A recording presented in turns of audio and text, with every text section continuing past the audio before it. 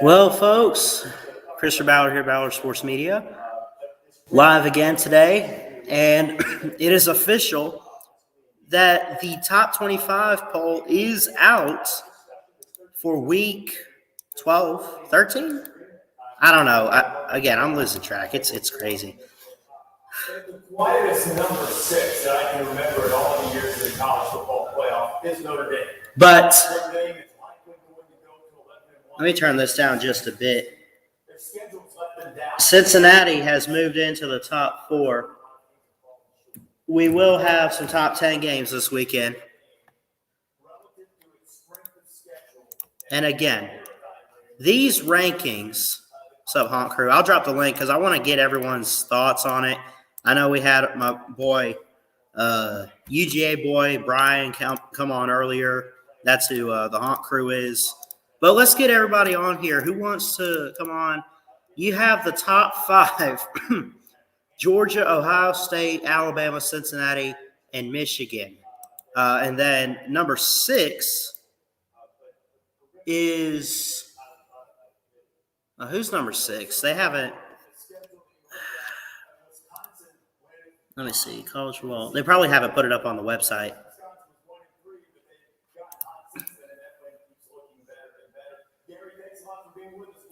Yeah, they haven't put it on the website yet. All right.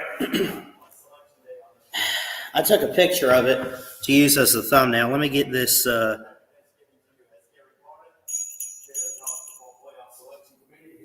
Cincinnati's up in there. Okay.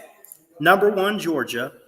Number 2, Ohio State. Number 3, Bama. Number 4, Cincy. Michigan at 5. Notre Dame at 6. I don't know. I don't know. I'm just gonna be honest. I don't know. All right. Let me put this.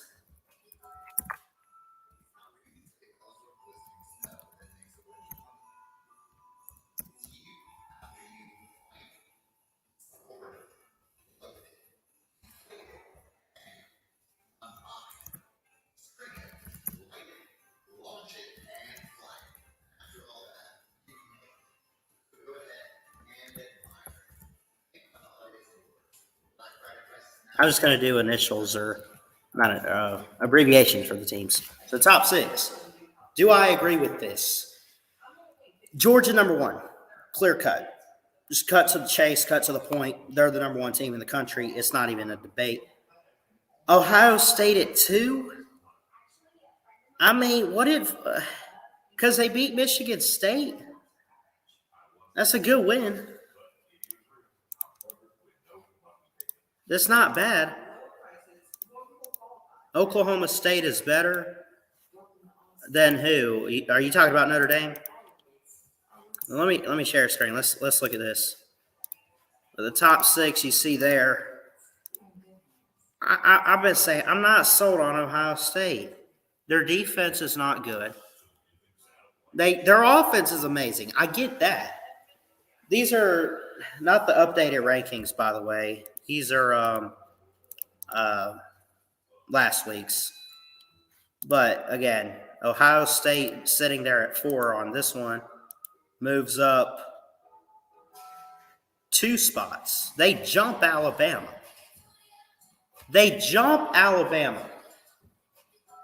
Okay, I get teams being ahead of Bama. There's a lot out there that deserve to be ahead of Bama, believe me. Cincinnati at 4. Okay. Michigan, Notre Dame. What the hell? I don't know. Okay, let me ask y'all this. Is Notre Dame, should they be at 6? I could get Michigan at 5. And I know I'm giving crap to Ohio State. Yeah, they're a top 5 team, but number 2, I don't know. Jacob in here says they got the top 3 right. We don't know who the playoff teams are going to be, first off. This is not the official, playoff. This isn't the selection. A lot's still yet to happen. I'm predicting Michigan to beat Ohio State. Georgia's going to get Georgia Tech this week. Bama's going to win the Iron Bowl. Cincinnati should beat. Who's their next team? What do they? Cincinnati should win. It'll be tough, but I think they'll finish 12-0. Oklahoma State's really the game you want to watch. They play Eastern Carolina, who's 5-2 in conference play, 7-4 overall. They cannot lose that. If Cincinnati wins on Saturday, they are one of the 4 teams in the playoffs for sure. And you know what you have. Well, actually, I take that back. They do have conference for the American Conference next week. They do have the conference championship. So. Again, I dropped the StreamYard link. If y'all want to join in, feel free to. Would love to hear from you guys. I don't know. I mean, I don't know about Notre Dame at 6. I don't know about Ohio State at 2. Putting Bama at 3, understandable. Cincinnati, okay. Georgia at 1. There are some questions. Keeping Wake Forest. Or again, wait, hold on. This is all still last week. Why can't they just go ahead and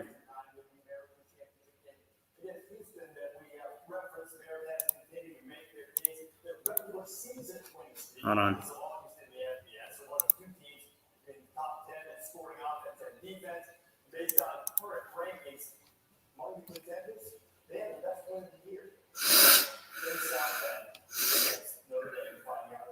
Buckeye Stroud emerges as Heisman favorite. He did actually prove himself last Saturday. I'll tell you what, he looked great. I don't have it in front of me what the other, like outside of the top 6 were. Hold on.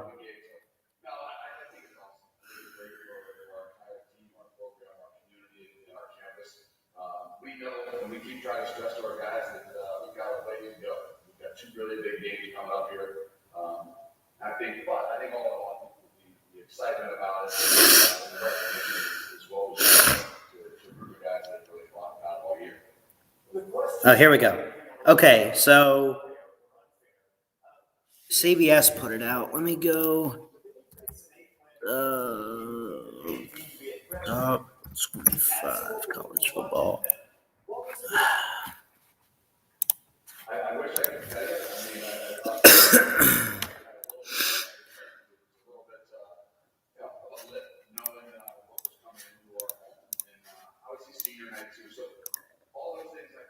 Okay.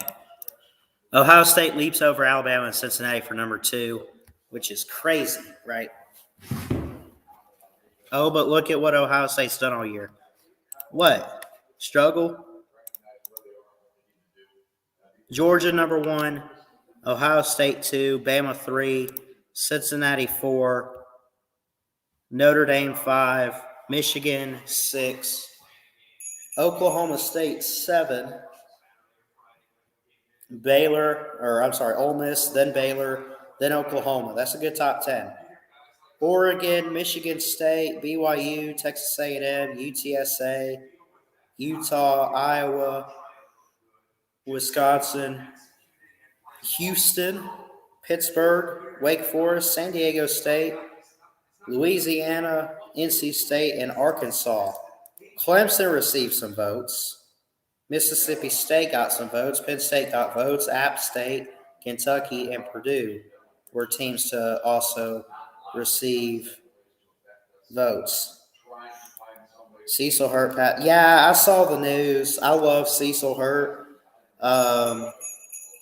Him passing away this evening, really is very sad and heartbreaking because he's been with the Tuscaloosa News for a long time. He was a damn good writer, and he was always there at the press conferences for Saban. He's been a media guest on the Nick Saban show, and God, I heard the news. I was watching Feinbaum this afternoon, and he broke the news, and I teared up. I love Cecil. He was really good, and just he seemed like a loving and caring person. overall, and he was always asking great questions for Coach, and um, just as a Bama fan, when you hear the press conferences, he was always there. He was always on like the Nick Saban show here, there, and on Tide 100.9, and I mentioned the final. I mean, he was everywhere, and he was an amazing writer too. So it's sad news that he had to pass away, but he's in a better place, and it's just it's sad. 62 years old, by the way. But,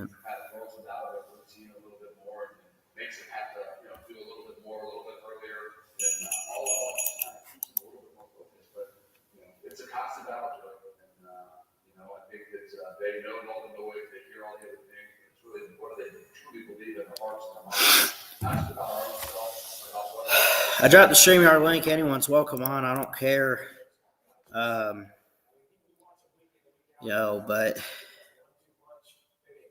But I would love to hear from you guys. Like, did anyone get screwed in this poll tonight?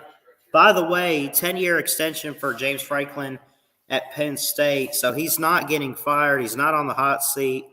In fact, they're extending him, which I like James Franklin. But Penn State's a playoff team. We know that, like, they can get. We at least hope, like every offseason, I think this might be the team. This might be their year. This might be. I don't know. I think I'm done with that. Career in Colorado and Michigan State. One last thing. You played at Ohio State. You coached there forever. You've been part of national championship teams. You know what the blue ones look like.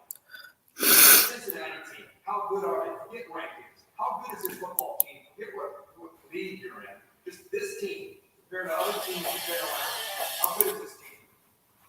I think we are a really good football team. I think we can compete at the highest level. And I say that because I think all three phases we've been really successful all year. And our defense has played well, our offense has played well. But the other thing is not everybody. Anyway, so yeah, what are y'all's thoughts? Who got robbed tonight? Who's overrated?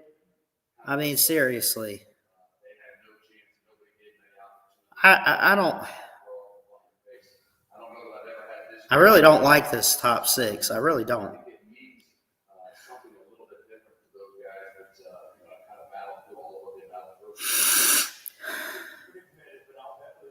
Oregon dropped all the way to 11 from 3. Michigan State dropped to 12 from 7. Wake Forest dropped 8 spots from 10. Sorry. Clemson got in there. UTSA stayed put. NC State stayed put. Houston stayed put at 24, yeah. Arkansas's right there at 25. And they dropped Mississippi State.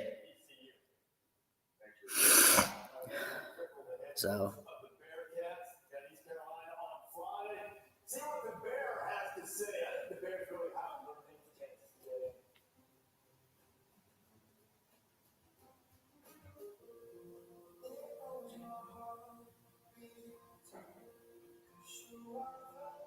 I'm going to take this to my room real quick. Give me 1 second. Hold on. One of those long days. Just want to relax. Damn. Hold on. But, none of this matters. These rankings. I mean, look, you have the conference games set. Some of them to be decided this weekend. We're waiting on the team for the Big Ten East. Is it going to be Michigan or Ohio State? You're waiting on that. I think, so people say, oh, I can't believe they ranked, this team over that team. And we all do it. But overall, how do I want to put this? I mean, what does it matter? Cincinnati's not in the playoffs. Georgia's not in the playoffs. Ohio, nobody's in the playoff yet. I mean, you can go ahead and make your picks. I mean, at this point, we should know who's going, but just overall, I'm not going to sit here and say these are useless and meaningless because, I mean, it gives you a perspective, though, of who all is still alive for the race. The 4 teams are not very clear. I think 3 of the 4, maybe, if you want to just, be like, oh, well, unless something crazy happens, this team's going to win out. This team's going to win out. This team's going to win out. If Bama loses the Iron Bowl or if they win it, if Bama loses another game, if they're not sitting there as SEC champs, they're out for sure. If Cincinnati drops the game this week that they have against East Carolina, which I doubt, would be funny, but are they out? If Ohio State loses to Michigan, who I believe still has only 1 loss, and they're sitting there at number 6 behind Notre Dame, who's at 5. I mean, there's still a lot left this weekend. We're going to see if Bama can beat. Can Alabama beat Auburn? Can Michigan finally beat Ohio State? That's something to look at.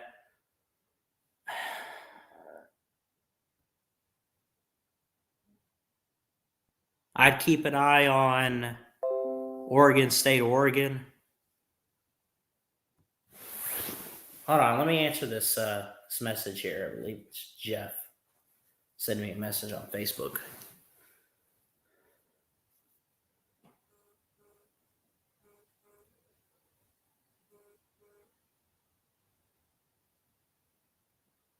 There we go.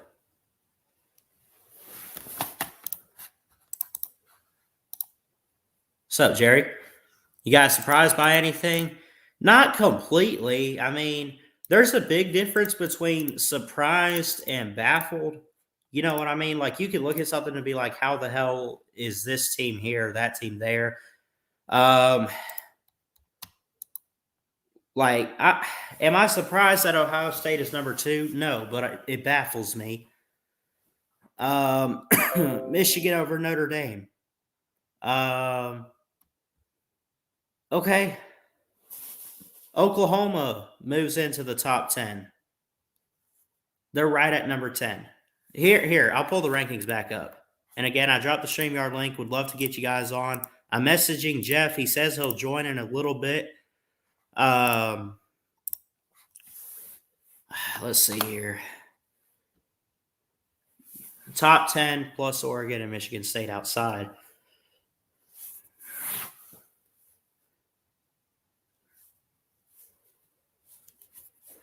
Georgia, Ohio State, Alabama, Cincinnati, Michigan, Notre Dame, Oklahoma State, Baylor, Ole Miss, Oklahoma. I mean, okay. Now, Baylor beat Oklahoma. And I know we've been talking about records. Clearly, records don't mean anything.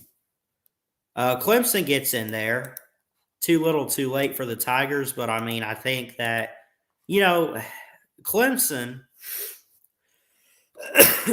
on a 4-game win streak and beating Wake Forest this past weekend, I think does deserve some credit to be in there. I said earlier, I think maybe South Carolina could get an upset this week. I don't know, but Iowa's in there at 9-2, A&M, Wisconsin. I mean, 2-loss teams don't make the playoffs. They shouldn't, at least. They never have. So here's what you have: UTSA, San Diego State, Oklahoma, Oklahoma State, Notre Dame, Michigan, Cincinnati, and these teams, right? I just named undefeated / one-loss teams. Now, UTSA, whatever. I'm just saying they need a lot to happen. But at least for my own preference, like, okay, well, they're undefeated. So, and I believe if you can rank a team, you can put them in, right? Somehow. But I know they're not going to be in. It's just why. One loss, Oklahoma. They got to beat Oklahoma State. Can they do that? I think so. Oklahoma State's looking pretty good. Spencer Sanders and company. Does a one-loss Notre Dame get in the playoff? Their loss is to Cincinnati. Does a one-loss Notre Dame make the playoff? I think if Oklahoma State, Michigan, like these other one-loss teams would have to lose and end up 10-2 or 11-2 or whatever, lose their conference games or something like that. A lot would have to happen. Hey, Jeff. Heart is broken at Cecil Hurt news. Great guy. One I had contact. Yeah. I love Cecil Hurt to death. I never met him. I never talked to him. But I always heard him asking questions, for Coach Saban, and I've read some of his articles on Tuscaloosa News. And God, he was amazing. He was on the Coach Saban show a few times last year before, whatever. He's amazing. Alabama lost a legendary reporter, I guess, in Cecil. But we all get in here. Let's talk this out. I really do like. I don't know, man. This is your playoff right here, or playoff rankings. We don't know who's making the playoffs. One or two teams, sure. I take Oklahoma State with the upset, or hell, they're favored. It wouldn't really be an upset, but I think Oklahoma State could beat Oklahoma this weekend. I think Alabama's going to beat Auburn. Georgia's beating Georgia Tech. Giving Michigan over Ohio State. I talked about it earlier, Clemson and South Carolina. I have a feeling South Carolina might pull something off. Could they get it done? Maybe. I don't know. What about the Egg Bowl on Thanksgiving night? We talked about that a little bit, yeah. Mississippi State is not ranked. They're 7-4. They're looking at a top 10 team in Ole Miss, 9-2. But Mississippi State is favored by 1.5 points. I take Ole Miss in that one. Not like clear cut, because if I'm Ole Miss, I'm being careful with that Egg Bowl. It being in Starkville, it being a night game, rivalry game, and I like the sorry. I do like the offense, and I like both the offense and the defense for both of these teams, really. But especially the defense of Mississippi State is really good, and it's really good against the rush. But look at this. Talk about not being able to run the ball. Yards rushing for Mississippi State, 62. They haven't run a whole football field this season. You have got to be out of your mind.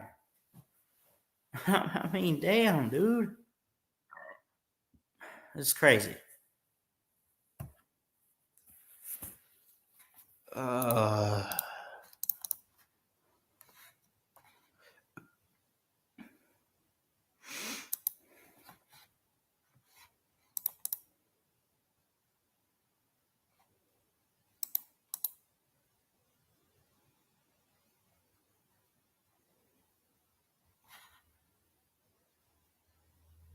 I don't know.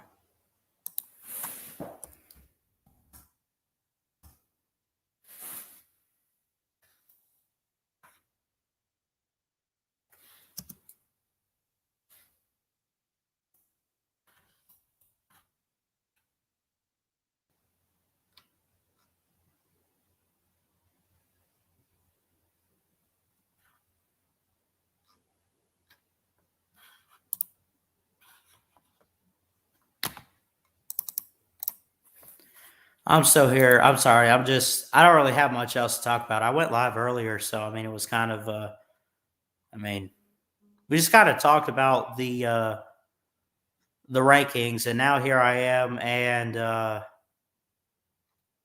you know, I mean,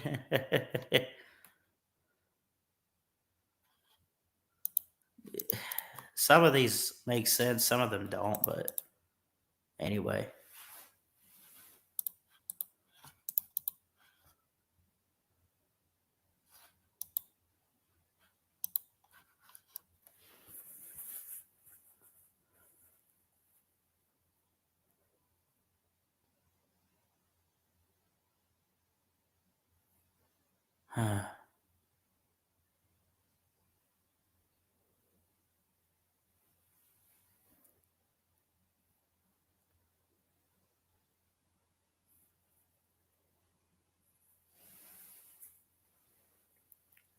Anyway, love to hear from you guys again. I dropped the link. It says someone's watching. I'm not sure who, but um, you know,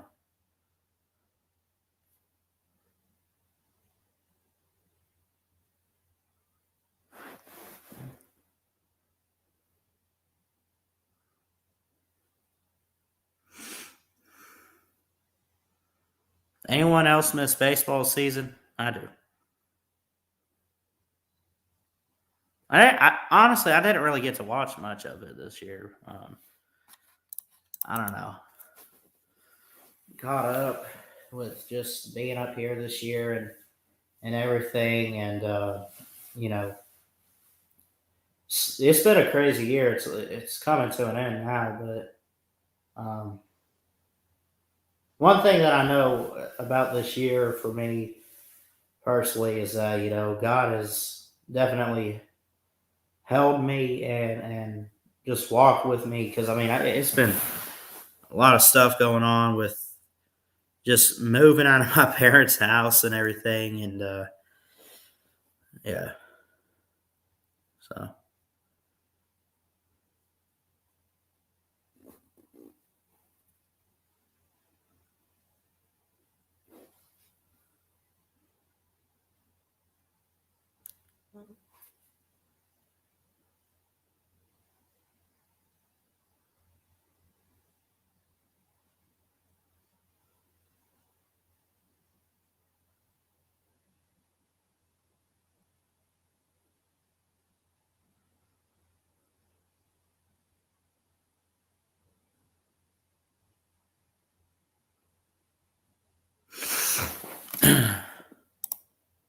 He had pneumonia. Oh, see. I didn't even see the cause of death. Well, I mean, I had heard Feinbaum say something about him passing away earlier when it happened, Jeff, and he said that he had been sick, but he didn't say exactly what Cecil had. I don't think, but yeah, it you know.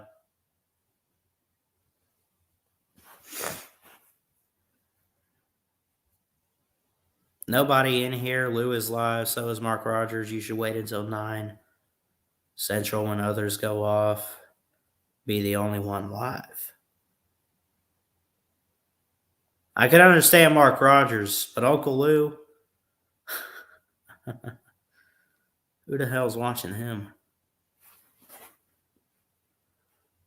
I used to.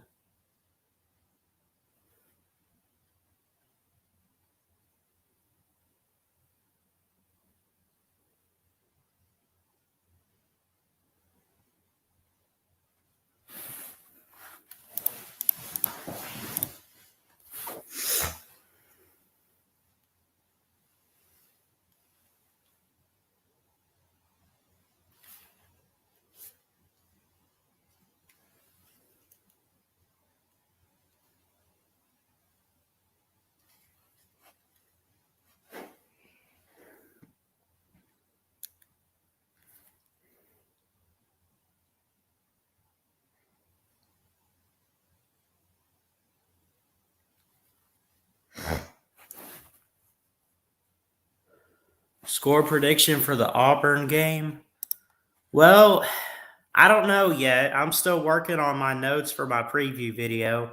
I was waiting to try to make it, which I might even make it tonight just because I know where Bama's ranked. I wanted to make sure I had like the right rankings and all that when I made the video. So, uh, but I honestly, I don't think it's going to be too close. I know I've said some things, but I think maybe at at the very least, I think if Auburn could try to keep it close, I could see it for like 14 points or something. Um, but again, we'll see. We'll see what happens. Um, again, I really don't know. But what about you, LW? What do you what do you have, man? What's your score prediction? How bad we gonna kill them? I'm just saying.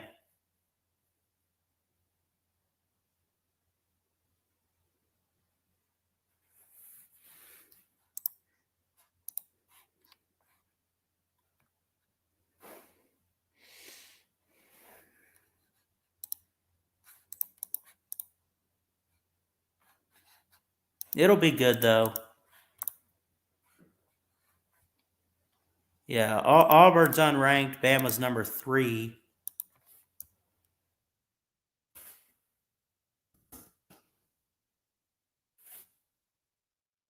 Which I don't know the last time Alabama lost to an unranked Auburn.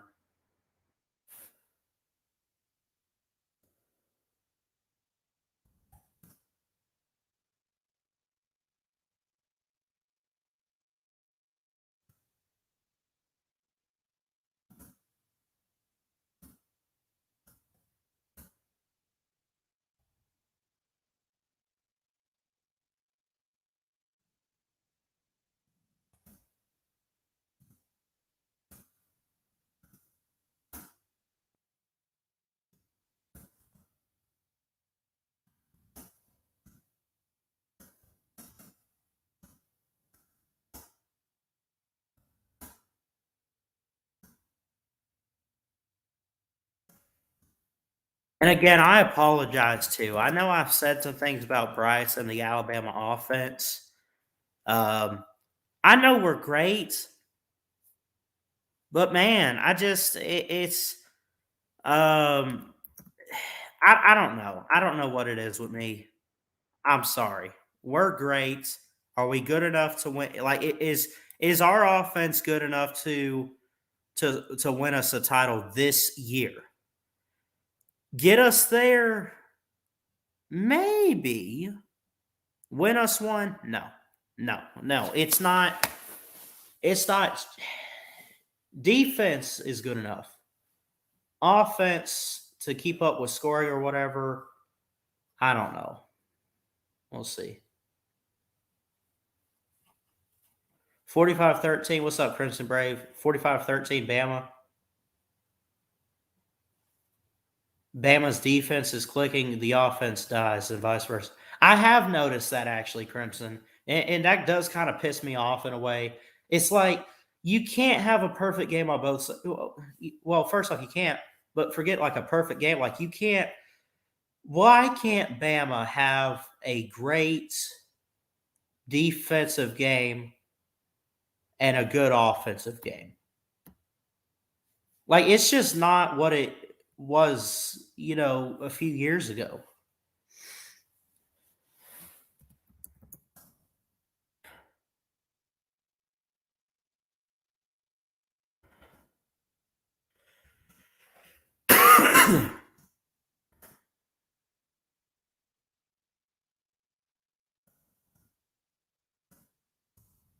I still would say mostly what's held us together is our defense.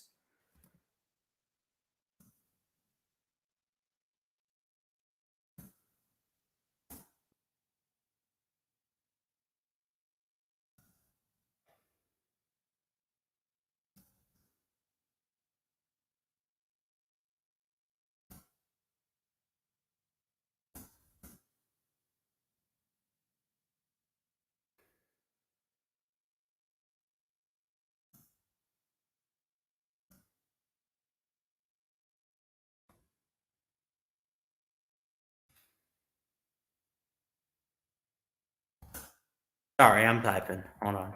I'm trying to get some notes ready for the Iron Bowl preview video I have to make.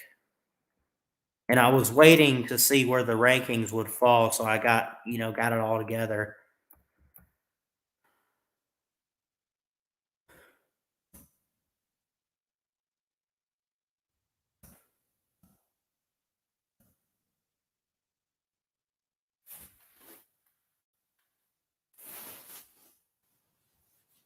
That's what I've been saying, Crimson. And look, offense is nowhere near the last three, but it's good enough. See, that's what I've been saying. But again, it's a lot of young talent. Get it, young. He says Bryce will end up being better than Mac, Tua, and Jalen. It's possible. I'll tell you what. 20. Jeff comes on here and says it all the time that 22, 23, 24, whatever. Watch out for Bama and everything. We're gonna get some key guys in. And look, there's a lot of freshmen and sophomore inexperienced players that are talented, but they're still trying to learn the system. They're still trying to break out and understand the offense and their role in the offense for Alabama. I think next year they'll have an off. They had an off season this year, but they'll have the off season. They can get prepared, get rested up, get ready for 2022. They have the experience from their losses this year to go forward and see where they can improve. It's going to get better. Should we get rid of Bill O'Brien? I still think we should, but we'll see.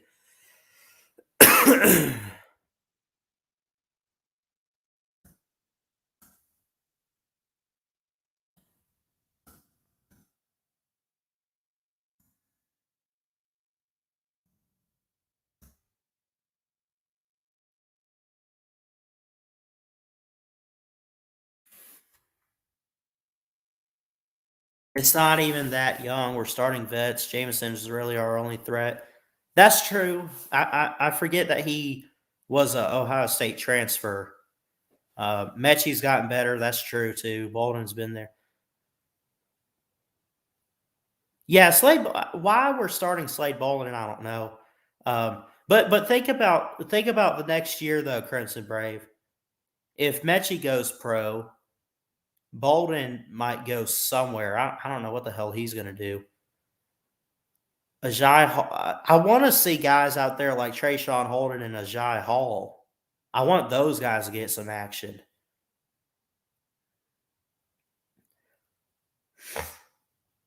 I mean, there's some talented there's some names on that roster. They're young names. They're like JoJo Earl. There's a few names that Alabama has at receiver and on offense that we need to look out for overall. That just they just haven't had their moment yet. We've seen a little bit of them, but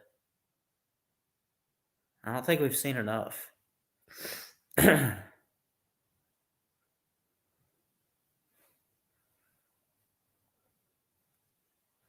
Mechie at this pace is definitely coming back. Unfortunately, Williams will probably go. Unfortunately, you might see Slade start again. Annoying. I would agree to that. That is pretty annoying, actually. The Slade part. Mechie coming back, I think, will be good for us. I'd hate that Williams will go pro, although you wish him the best, right? It's kind of weird to say, like, I hate this guy's going pro and leaving, like, but don't you want these guys to eventually go pro and go on the next level? Wish them the best, And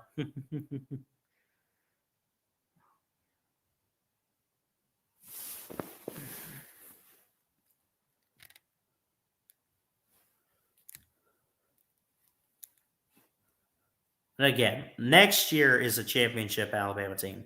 This year, I just don't know if it's good enough that it's going to go win a natty or whatever. I'm sorry. There's some defenses out there that'll stop it.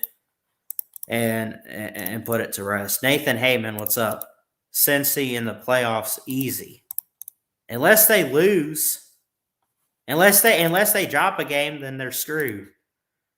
Yes, agreed. I'd love to see the younger receivers go at it. Jai Hall, Trayshawn Holden, Javon Baker. Damn it, I forgot about Javon Baker. Thank you, Crimson.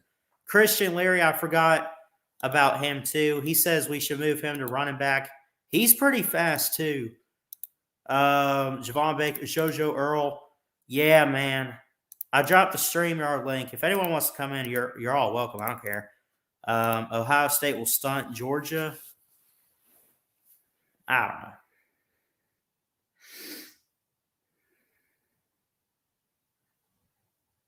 don't know. I was, because of my good friend Chess Hall and company, preseason, I was saying, it wouldn't be the end of the world to see Georgia win a natty. But, Georgia fans have really pissed me off this year. I hope they don't win the natty.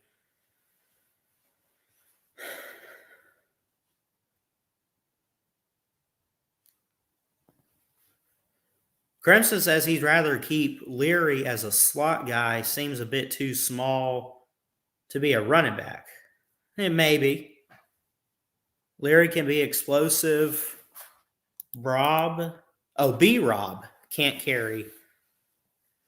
Jace McClellan injury is a killer, says OW. That's fair.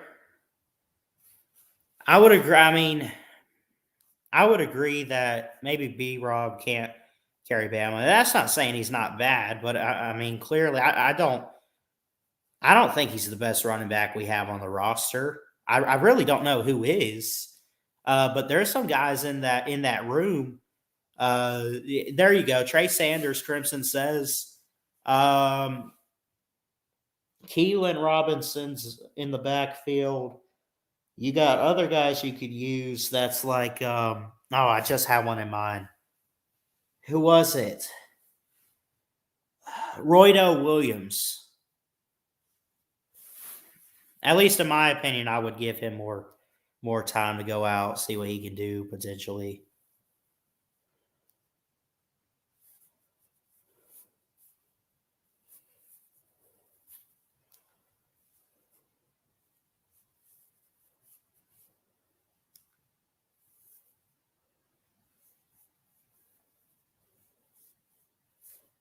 B-Rob is another Elijah Holyfield. Oh, was that Georgia running back that Georgia fans talked about and everyone hyped up, but he's just an average running back, basically, I guess is what you're getting at. I could agree with that on Robinson. And again, that's not saying Brian Robinson is not a good running back, but he's not what Alabama needs. You know what I'm saying? They need an explosive back. And Brian Robinson is, I wouldn't call him explosive. You know what I'm saying?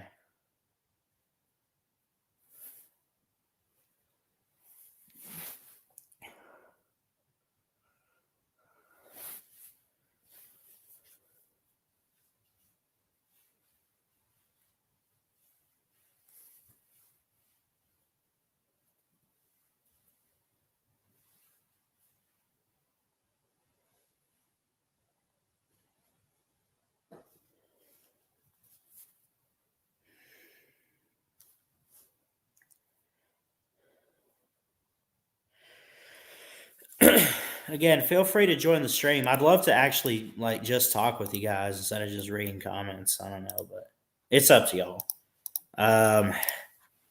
B-Rob gets better with carries, not for this offense, but this is a Josh Jacobs type offense. He's good. Not a lot of Georgia fans thought he was elite, average, and likely won't get drafted. That Ohio State offense will humble Georgia. Stetson Bennett will hold them back. If they play Ohio State, they could end up, but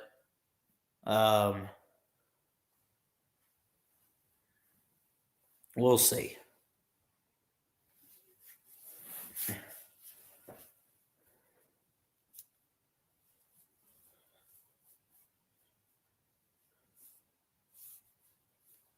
God, it's only 7 o'clock here.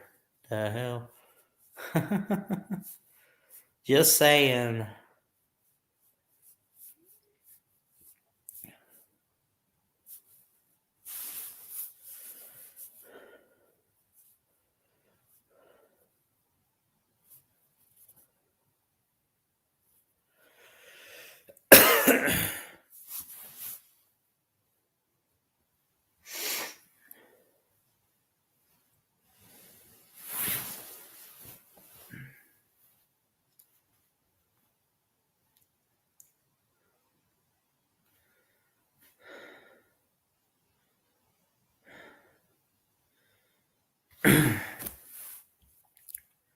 Anyway.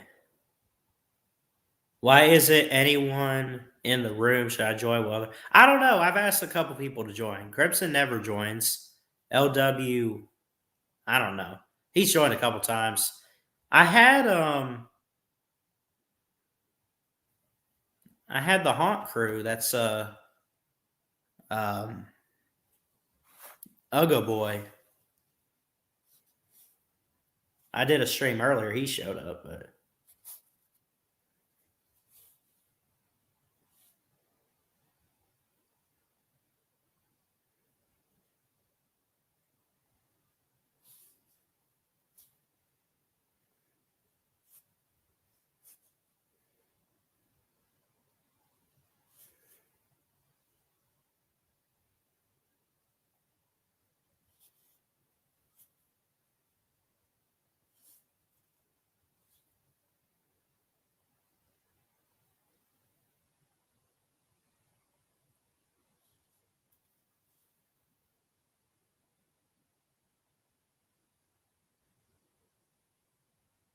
no.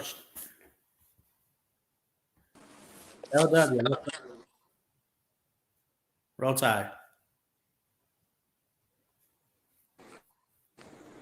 What's up, Ballard? What's up, man? Oh, just chilling. Yeah, same.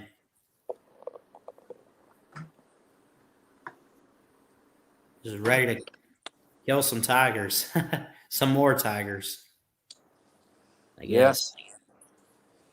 It all depends on which Alabama team shows up, I guess. Yeah. And I guess Bryce is the right quarterback for this team. I mean, it's questionable, but It's not questionable. He's really, really. I know he's great. The problem has been, we don't have talent. Well, hell, the offensive line. I don't like Doug Marrone. I don't think he's done a good job coaching those guys. And even if, they're still young. And I still think Bill O'Brien has to go. He's a dumbass. Well, I don't think it's a lack of talent or It's just young talent, really. It's not even Bryce Young.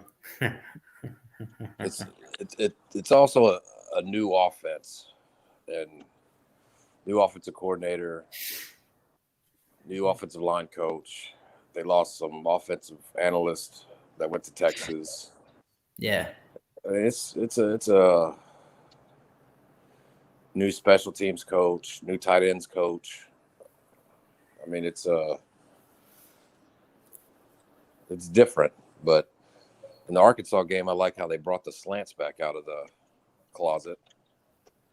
Yeah, that's true. That's what I've noticed from this offense. We don't really not deep threat plays, but it's a bunch of over the middle slant plays. The receivers work with it. It's not bad, but I don't know. I don't know what it is that when it comes to throwing the ball, I don't know why, and kill me for it. I don't care, but I prefer the 80-yard bombs that Tua did. I don't know why, but well, you can prefer that. You can prefer that all you want. Yeah. But Bryce Young is not going to have the time to throw the 80-yard bomb against Georgia. And he can't throw the 80-yard bomb. what we need to do is go back to the slant game, the Jerry Jeudy, Devontae Smith slant game over the middle behind the play action type linebackers. stuff. The real quick 3 seconds, so that their defensive line is rushing like mad all the time and can never get there. So that in the fourth quarter, their D line is tired because they're going like crazy, but the ball's out in 3 seconds. Right. Yeah, and you saw more of that in the Arkansas game than you have all year. Yes. I think they realized what you just said. It's still very And surprising. what we can't have is we've had 33 drops in 10 games. We cannot have 3 or 4 drops against Georgia. We got to catch the ball. Well, I'll tell you what. At the very least, we have had some good 40-point games. This offense is, at least in my opinion, because I said we were going to be – and in some ways we're more led because of how our defense is playing. I would say that it's one of the better defenses we've had in a couple years. But, this offense has kind of come up out of nowhere with Bryce. I mean, I knew he would be good, but he has, he's looked better than I thought he would this year. And the receivers, I mean, like you said, I mean, they keep dropping these passes here or there. And I'm not even going to – they need to learn to catch the ball on a more consistent basis, I guess, if you get what I'm saying, and just play after play kind of thing. I mean, the Aggie game, for example, that they lost because of defense, and the receivers dropped 9 passes. Yeah, that's fair. Latu dropped a touchdown. Billingsley dropped a 3rd and 10. I mean, it was kind of a low pass, but totally catchable. Yeah. Mechie dropped 2 first down passes. Yeah. Mechie's had numerous drops this year.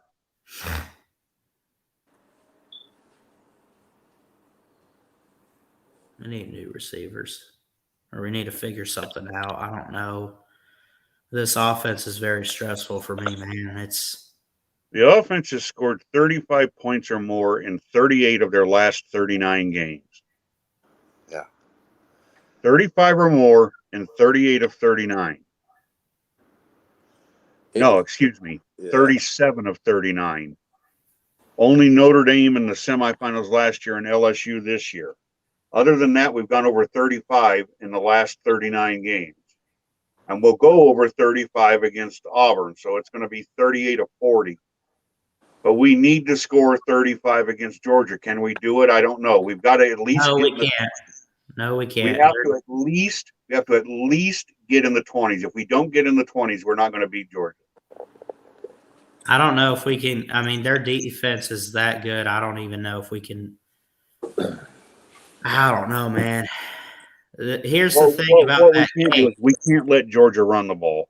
Right. Well, I was fixing to say, the thing about this Georgia game coming up is I know how good our offense can be. Yeah, we can score in the 20s.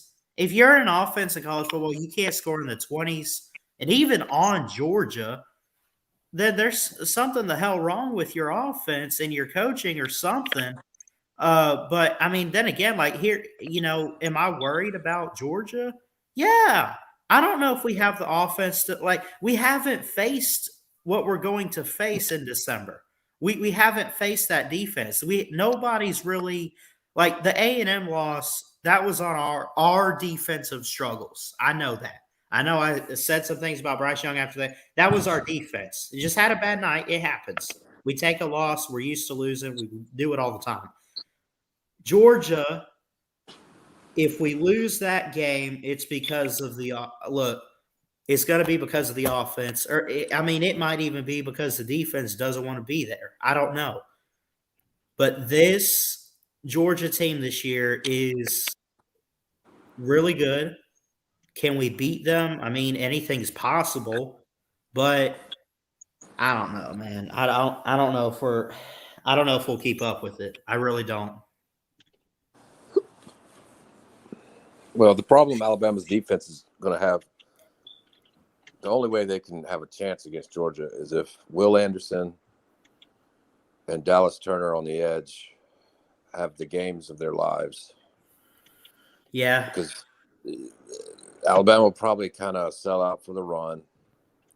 But the problem there is you can't really do that because the cornerbacks give up explosive plays. And then you're going against two tight ends, Bowers. I mean, you can go up and down offense and defense. There's no good matchup. Like maybe Will Anderson on the right tackle for Georgia is where we have a better matchup. Maybe. But I can't think of any other matchup where it's a good matchup. It's Will Anderson and Bryce Young that have to win that game. Yeah, and that's not saying that there's no other players outside of that can't help win the game. But that, you talk about Bryce Young leading the offense and Anderson leading the defense. I mean, it comes down basically, I think what you were getting at there was, I guess, leadership and just being able to help lead the team and do their part, right? At least their side of the ball. Yeah, I mean, oh, gosh, I don't know about you, Jeff, but I mean, damn. I don't know. Jeff, does Saban still teach turning DBs to turn around and locate the ball? It doesn't seem like it this year. They need to get their. They need to definitely get their head out of their ass. For sure. I mean, two of those big passes to Burks. If Job he's got the guy covered. If he just turns his head around to see where the ball's at, it's a broken up play. It's frustrating to watch.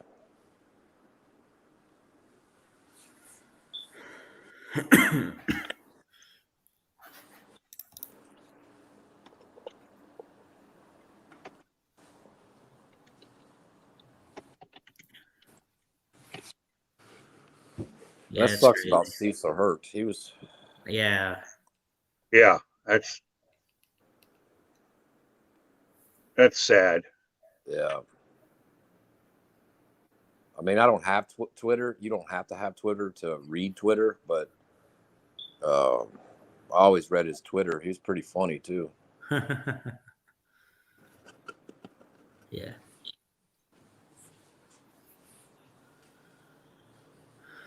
Man, we lost a pretty good Alabama legend. I'd call him that. I mean, I think he was a hell of a reporter.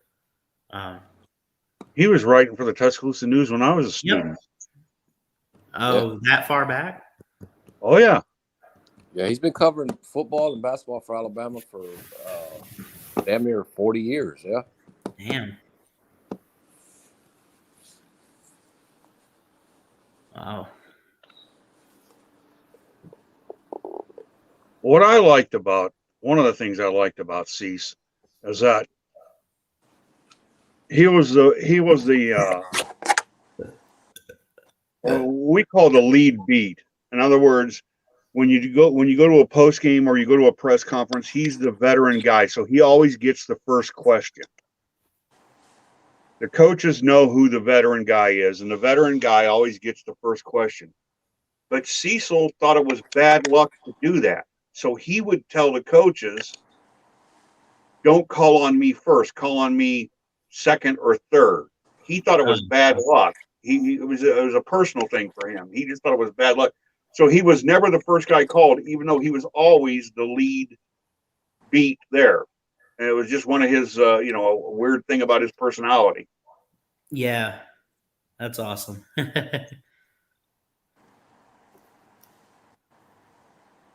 Now, my buddy Randy Peterson at the Register, Des Moines Register, he would never do that.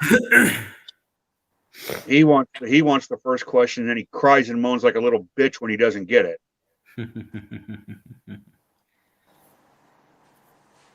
That's funny.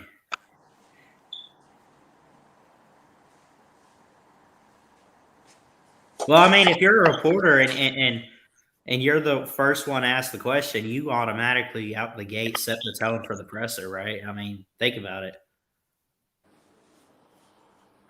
I mean, ask Coach Saban.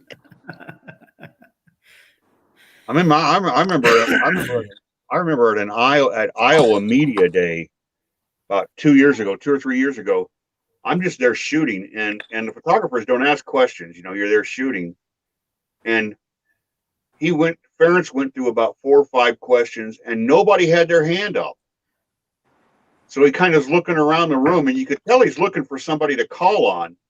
So I just stuck my hand up, thinking he ain't going to call on me, you know, and he did. And Yeah. I asked him a question about splitting playing time between TJ Font and or TJ Hawkinson and Noah Font, both of whom were tight ends drafted in the first round. Both were great too, by the way. Yeah, and it was their senior year, and I asked him about what do you do for playing time there, and he just kind of smiled and he said we put them both on the field at the same time and let the defense worry about it. And afterwards, Peterson came up and he said, "What are you doing?" He was just joking, you know. He was just joking around. He said, "What are you doing?" Asking a question. I said, "Well, the room was quiet. And nobody asked anything about the most important position on the field. So I thought, hell, I'll ask." That's awesome. Yeah.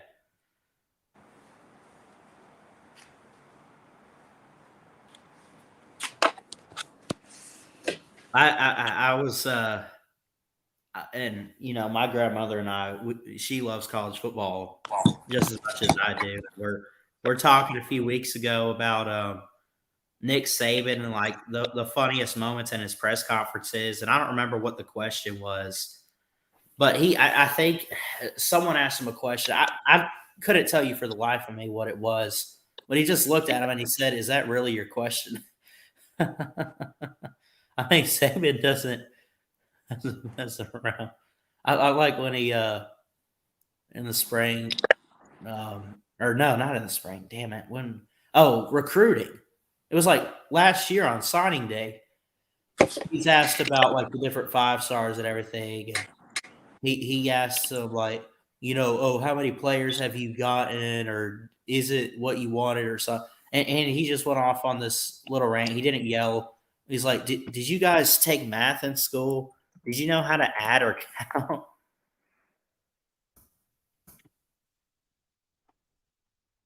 That was funny. Oh, here's the math one. Here. Hold on. And how do you feel like you address your remaining needs? Do you guys in a very busy day for you guys just in terms of signatures coming in? Is that what you expected? And how do you feel like you address your remaining needs? Do you guys take math? Do you have math class? Did you learn how to add when you did have math class? Like 22 and 3 make 25? I mean, what's that? No, I know, but is that what we expected? Yeah, we only could sign 3 guys. That's what we expected. Based on math. Based on. But it was a very busy day. Because the calendar is moved up. All right, so I spend my whole day today, and we spend our whole day today really on next year's recruiting. Does that make sense? So I think I talked to 22 guys today, and I think I talked to 14 guys yesterday. All right, so yeah, that's funny. 22 and 3 make 25. Crimson says Ballard, Jeff Webster, RPO slants to JMO or other. I'm assuming he's talking about Jameson Williams there. Other speedy guys will help a lot against Georgia. RPO slants will be big against Georgia. Yeah. We could run the ball more. I mean, if we run the ball, we'll be okay, I think. Too. I mean, I really do trust Brian. Well, hell no, I don't, because I don't trust our O-line to block for him. Well, Robinson is a guy like Derrick Henry, like the more carries he gets, the better he gets. And like the faster he can be in Well, ways. 'Cause, I mean, remember how it started for Derrick Henry, and then when he had his Heisman campaign, not only was he really good, and I mean, he was a speedy running back. I mean, that's part of what made him so great. Forget just the stats and everything. That dude could take off. but this year our offense isn't geared towards that, so it seems like he never gets going, and we don't have the change of pace guy because he's pretty much our only guy. That's true. So you saw At so least many in the plays. running back position that we can trust, at least in a game like this. But I mean, like it.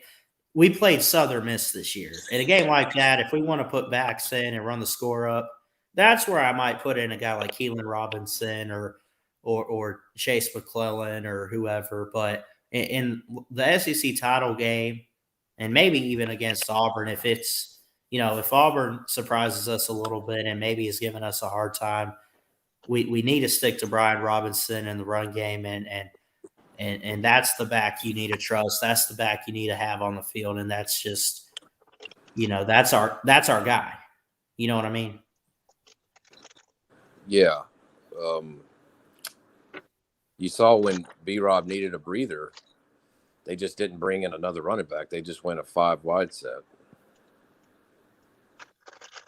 Which game? Or I guess they've done it a couple times.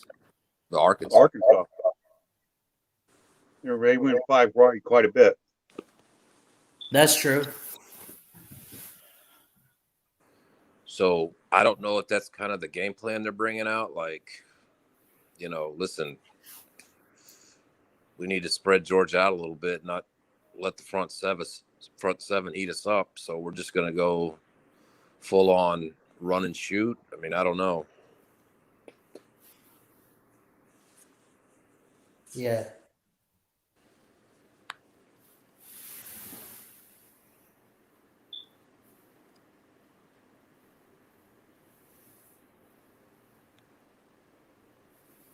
I don't expect us to beat Georgia.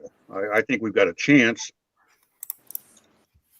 but I would not be being honest with myself if I thought the chance was better than 50-50. I think we're less than 50-50. For sure. I mean, that's given. But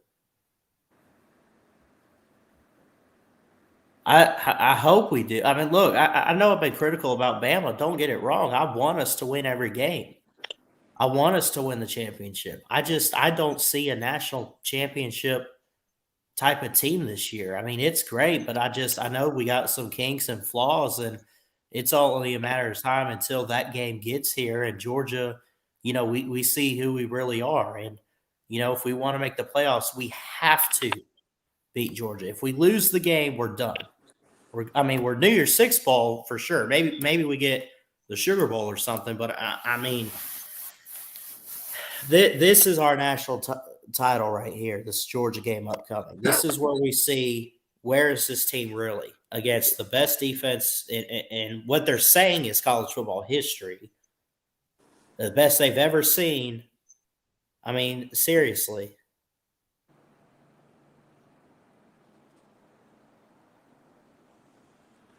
Well, I mean, you beat Auburn. It's 11-1. I mean, sometimes Alabama fans get caught up in this YouTube bubble, and Alabama's trash. I mean, 11-1 is 11-1, and you get a New Year's. They've had it so many times. I mean, this whole Alabama lost the game, they're done with it. I mean, damn, they lose. That's what they do. Alabama loses all the time. They've only had 2 undefeated teams in 15, 16 years that Saban's been there, however long it's been now.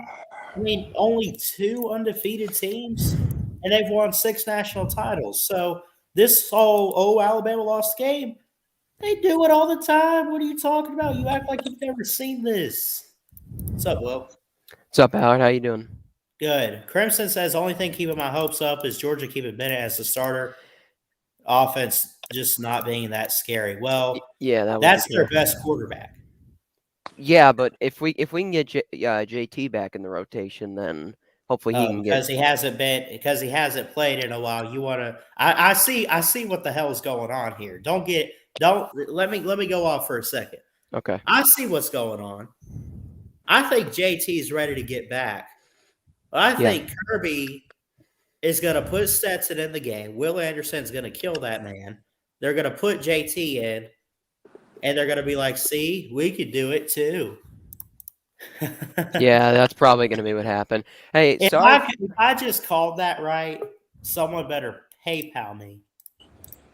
No, I give Alabama a Who- puncher's chance. who's- you know? Who's this guy right here? What? That's neat. What? Welcome to the dark side. What's up, What? What? What? What? What? What? What? What? This is like a crackhead. This is like a crackhead going on the internet and yelling at another crackhead for smoking crack. That's reasonable. What up? Hey, sorry for acting like a complete jackass in the back room last night. I think Who is that? Is that Nate? That's Nate. Yeah, what's up? I mean, my dream scenario.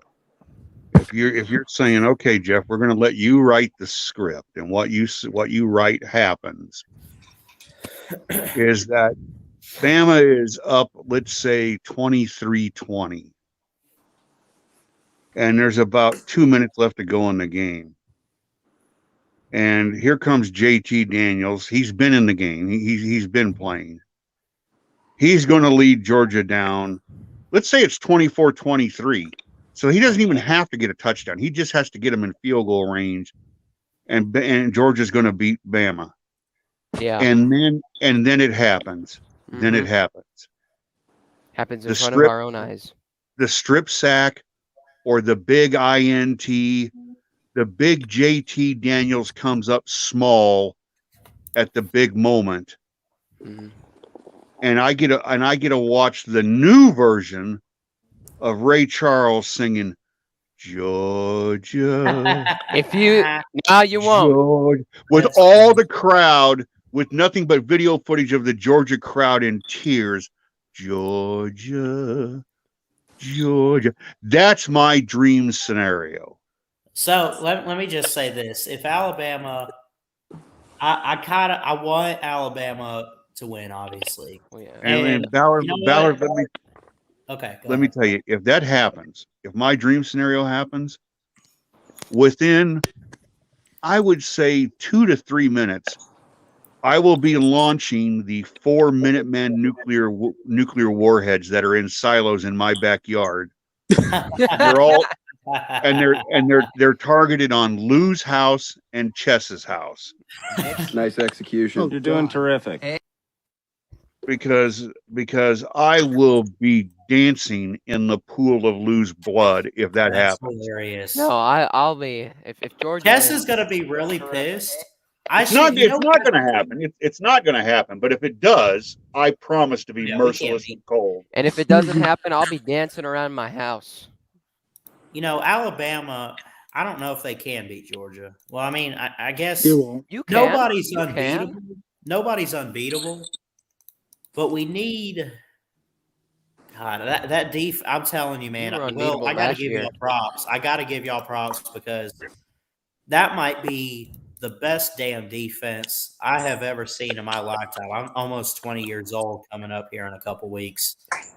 And I've seen a lot of great defenses. That is, I mean, what are y'all only give? Y'all are only giving up like what, 13 points a game? Something Yeah, like not much. Not much. Jeez. 6.8.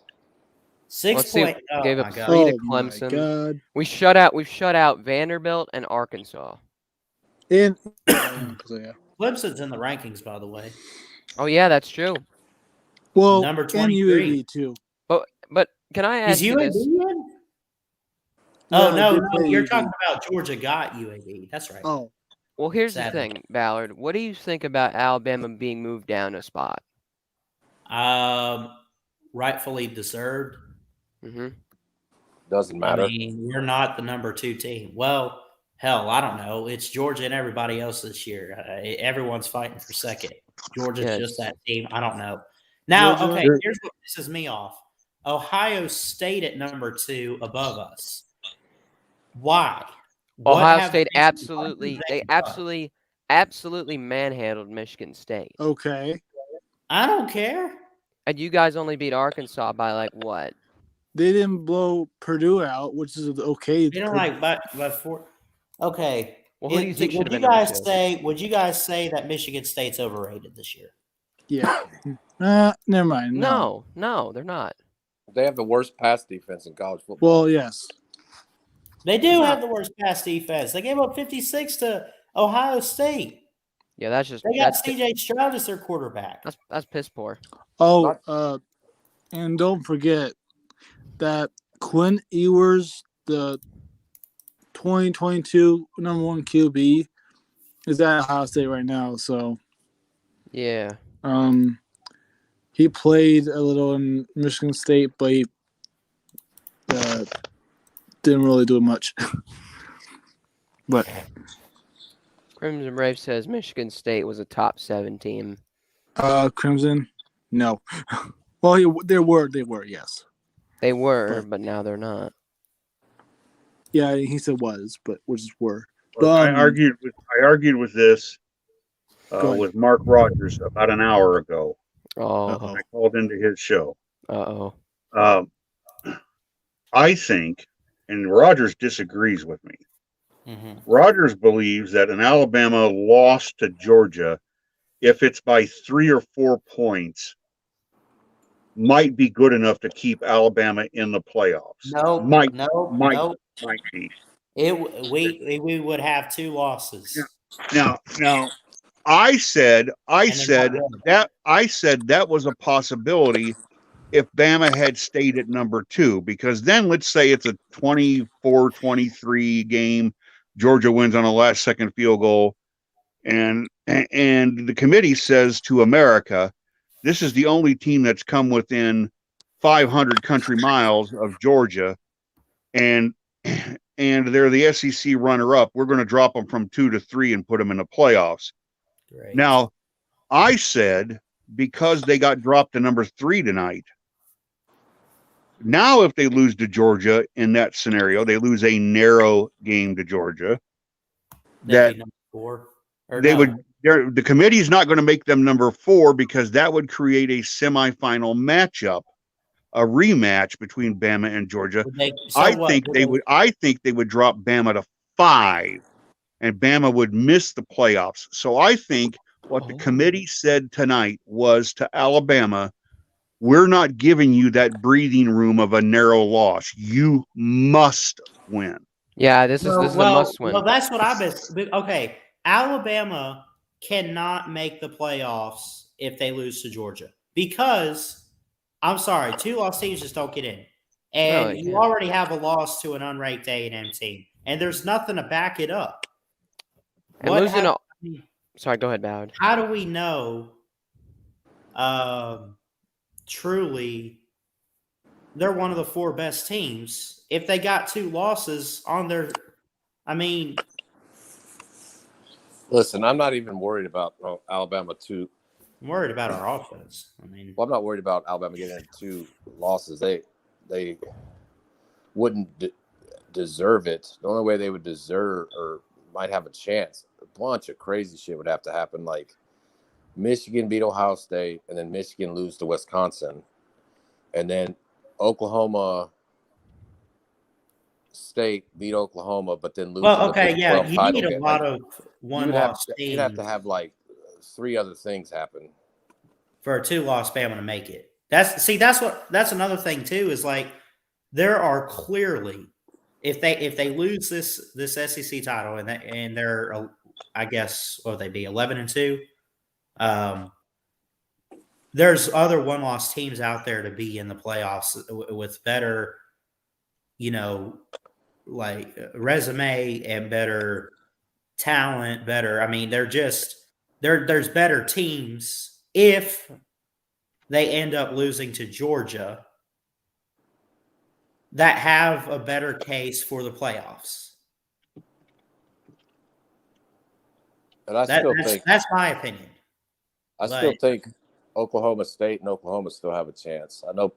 Oh, for people sure. don't- That's a don't- game. That's a game we all need to watch, and I think that's in Stillwater this year. I think the Cowboys might beat the Sooners, honestly. Maybe. Because if Georgia beats Bama, Ohio State wins out, Cincinnati wins out, that's 3. So who do you give that 4 spot to? Do you give it to a one-loss Notre Dame, or do you give it to a one-loss Big 12 champion who had to play an extra game? I would take a one-loss conference champion from the Big 12, like Oklahoma or whoever. I mean, would you not? No, Oklahoma's a good team. Yeah, I'd take them. Oklahoma? Yeah. Mm-hmm. No, they're not a good team this year. Well, it doesn't matter. I mean, they're not doesn't what we matter. expected them to be, but they're still good. Yeah. I mean, they still have. I mean, they just Now, got some flaws. I would say team they're doesn't? not as impressively good, but I agree with you. They are good, but not impressively good. Like they don't impress. They didn't impress us over the season, which is coming to an end near. I would put Oklahoma State if they beat Oklahoma. Yeah. Y'all can keep talking. I gotta step aside real quick. I'll be right back. All right. Howard. Jeff, what are the top 8 ranked? I mean, I didn't even see it. The top 8? Who's 5? Who's 5, 6, 7, and 8? Michigan's 5, Notre Dame 6. Let's see. Oklahoma State 7. Yeah, I think Oklahoma State. Oklahoma 7th. State is Yeah. 7. Yes. And then number 8 is Baylor. Baylor. 9 is Baylor, Ole Miss. 9 is Ole Miss, and 10 is Oklahoma. Yeah. I'm a man on And- 40 is doing good this season. Mm-hmm. Why the college football playoff committee is disrespecting the UTSA? What the hell? Because UTSA hasn't played as good a schedule as some of the high schools in Des Moines. True. That's true. That'd be true. But they played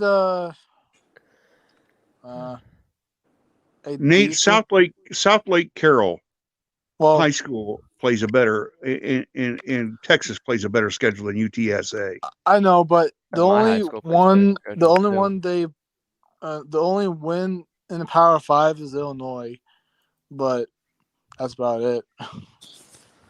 Well, if you look at the conference they're in, like They're in Conference USA.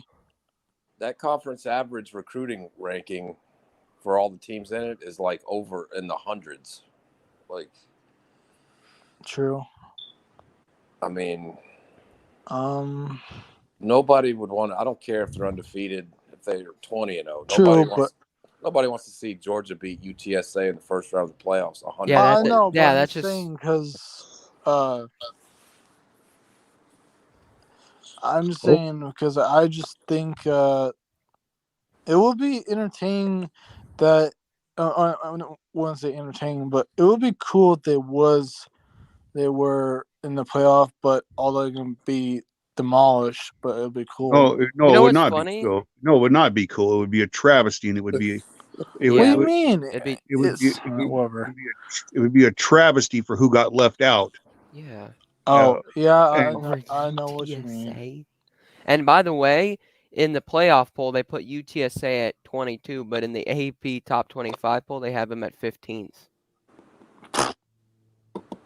Well, it's cool to be ranked and have a chance at a conference title and go to a bowl game. I mean, but That is true, yeah.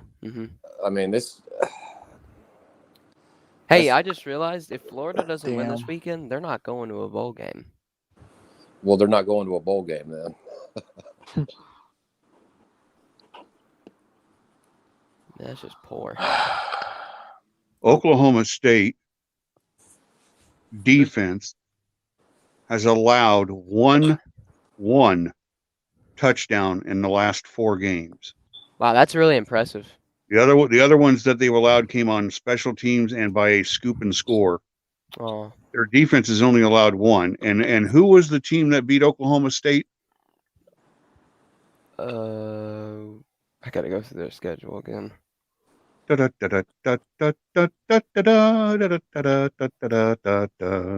gonna fight for Iowa State. Oh yeah. Oh, Oh, I was there when Iowa State beat the I'm a man 24-20. That's what's crazy about Oklahoma State this year. Usually they have like this really good offense and a bad defense, and it's completely flipped. yeah. Yep. Where they're winning games, 23-20 and 27-24. Mm-hmm. Who is this Bryce under pressure guy in the private chat? Says OSU is greater than Georgia. Bryce under pressure? Who the heck is this? Probably Crimson Brave, maybe? I don't know. Maybe it is him. Word is Lou has landed a commercial on ESPN. I don't know if that's true. Probably not.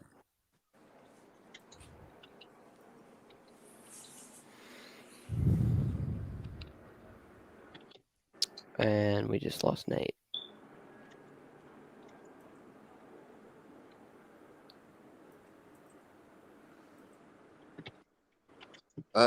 So if Oklahoma State plays or beats Oklahoma and Baylor wins their game, it's Baylor and Oklahoma State for the Big 12, right? Yeah, that would be true. Yeah. Yes. Mm-hmm. And that'd be a pretty good game. Because let's see, in the regular season, Oklahoma State beat them by 10. So it'd be good for Baylor to get some revenge on them, if they can. But I don't know if they will. If Alabama were to beat Georgia, that'd be really crazy. It'd be crazy. Well, and I bet Jeff Webster would be dancing around his house after the game. Well, what that would mean is that there goes spots number 1 and number 2. And so then what we're left for is who's number 3 and who's number 4. Yeah, exactly. The thing with that, though, if you're looking at it as an Alabama fan, obviously you want to win that game and get in the playoffs and have a shot. But Georgia, if we were to, I find it hard to believe that Alabama could beat Georgia twice. Yeah, I know. If here's the thing though, Georgia, if we beat Georgia Tech this weekend and we lose to Alabama and Atlanta, we'll be fine. We won't have to worry. Yeah. So if we beat Georgia Tech, it'll be fine if we lose to Bama. We want to beat them because we haven't beaten them since 2007. But if we lose to them, we're still getting in the playoffs. And I don't know what the hell Ballard's doing right now. Probably have to use the bathroom.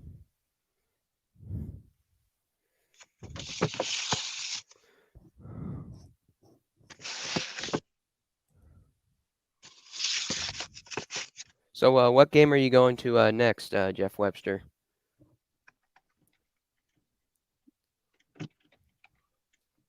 Like the next Iowa game?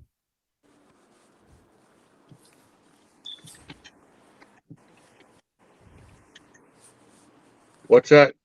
What's the next? Are you going to an Iowa game next or Iowa State? No, I have TCU at Iowa State Friday at 3:30. Okay, that'll be Friday game 3:30. Mm-hmm. Friday at 3:30. Yep. Huh, that's weird. BY9 under BY9 under pressure. Who's this? Bryce Young, Knight. Hello. He's under pressure. He sucks. Oh, is this is this Crimson Brave? Oh, it's Crimson Brave. Oh. He's a folding chair. He's flat. Yeah. I get it.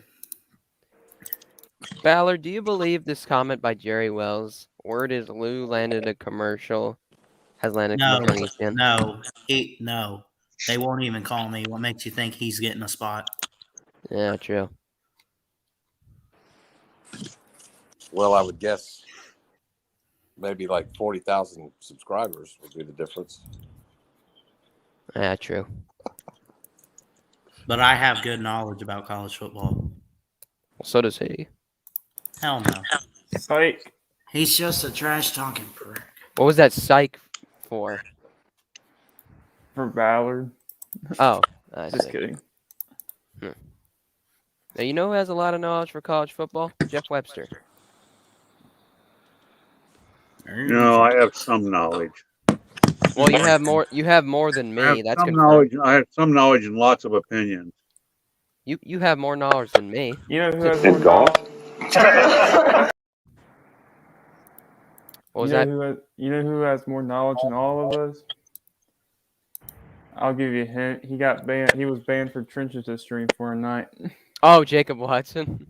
Yeah. Yeah, he does. He does have a lot of knowledge. Well, it's because he plays football.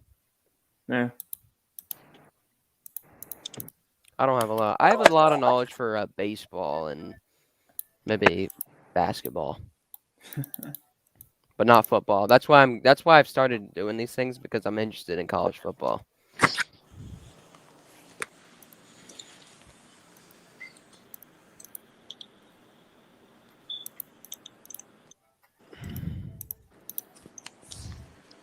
The only way Alabama wins SC title is they have to start out fast. Yeah, you gotta. You like gotta. Pick stick or like just some sort of turnover in our own like in their territory, punt we could block do or that. something, a big punt return. Yeah. You know, if it's like 17-7 or something in the second quarter, that's when Georgia's going to pin their ears back and come after Bryce. Oh, we're gonna absolutely. Yeah, we're gonna storm him or surround him, whatever you Yeah, want to say. exactly. Let's just start at We need pulling to out the ban. RP. We need Shut to up, Ballard. rest. No, you shut up. I think we should rest Bryce What, and and put then a lose? better quarterback in. And lose? Who's the better quarterback? Actually, we really. I mean, who the hell am I Bryce kidding? We is don't your have best- a quarterback. He's Bryce- our best quarterback. That doesn't mean he's the best. You know, I mean, he's not. It's nothing elite or nothing, whatever. But I mean, it's Alabama without Bryce Young would have lost the A&M game. They would have lost. Well, we did. Yeah, they did with Bryce. we did lose the A&M game, you idiot. Yeah, with Bryce. Shut up, Ballard. Don't Whoa, call me an Ballard. idiot. Jeez. Jeez, Ballard. Let me finish. Go ahead. We would have lost the LSU game. We would have lost against Arkansas. I mean, without Bryce Young, 3 losses, probably maybe 4 somewhere in there. You don't need to hear a thing. I'm sorry I told you to shut up. You don't need to hear things like that. You just a boy. Jeff, what would Alabama's record be with Paul Tyson as quarterback this year? Oh, God. Oh, well, let's see. We would have lost to Florida. We would have lost to Florida. We would have lost to LSU. We would have lost to Arkansas. We'd have 3 or 4 losses. Yeah, I forgot about Florida. Yeah, 4 at minimum. Yeah, I was about to say, without Bryce, you're losing to Florida. So you're gonna need him for the. Now, how many games will we lose if We we had had to rely Jalen on Milroe? Tyson. If we had to rely on Tyson, our chicken would be cooked. Yeah, definitely. Wait, what'd you say? What was your question, Crimson Brave? How many losses would we have with Jalen Milroe? Oh. Jeez. Well, he'd probably give you a better chance of being able to run around. Yeah. Let's see. He'll never take a sack. He'll be running around in circles. He'll find a way. He'll find a way out. Is he your third string? Yeah. Yeah, behind Stone. Tyson. Oh, Paul Tyson. Huh, that's weird. Should the roster? See, look, be- there's my favorite UGA fan in the chat. Who? Who's it? Oh, damn. Oh, look. Trenches. That's my favorite UGA fan. Yeah, Trenches. Oh, Trenches missed us talking. Trenches, come in and join us. Trenches Yeah, come missed on, man. all us Alabama fans talking good about Georgia, so now we have to start trashing them. Is it because I'm in here? Their best quarterback is No. playing. Stetson Bennett. He's the man.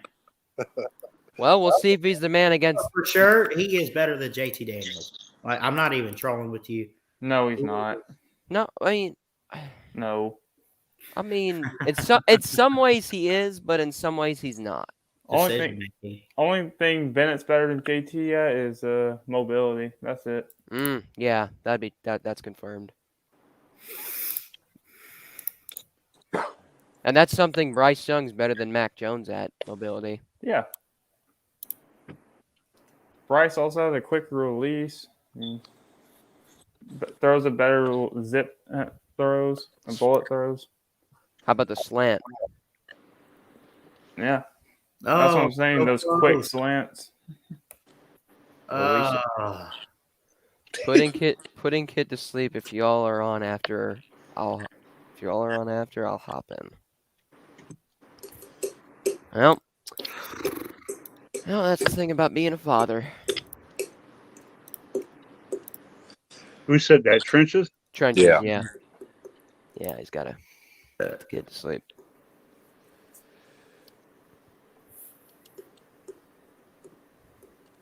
All right. Finally, I am done with these damn photos. How are they looking? Oh, yeah. Hey, Jeff Webster, can I tell you something? I actually take pictures at my high school football games, and I have to, like, send them in, and then they upload them to their Instagram. Cool. Yeah, it's pretty fun, actually. Red Rover, send Auburn right over. I'm actually doing that. I shared that last year on Facebook. It popped up in my memories. I'm gonna send that one to Jeff real quick. That's good. In fact, I'm actually going to my high school's playoff football game on Friday. Yeah. They're in the third round of the playoffs, trying to make it to the semifinals. They've done really good. Oh, that must have been Jeff receiving that. Oh, did you hear it pick up? Yeah, I heard the dun. Yeah. See how he reacts. Ballard, is that your new number you text me on today? Says Trenches. Oh, did I text Trench? Yeah, that was my new number.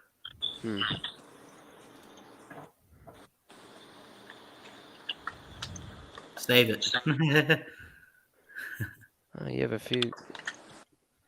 few. There's one wide.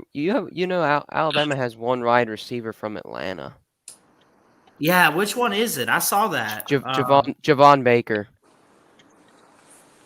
No, he's the one from Atlanta? Yeah, he's from Atlanta. Oh. I saw we got one from Florida. We got a few, actually. A few receivers from Florida.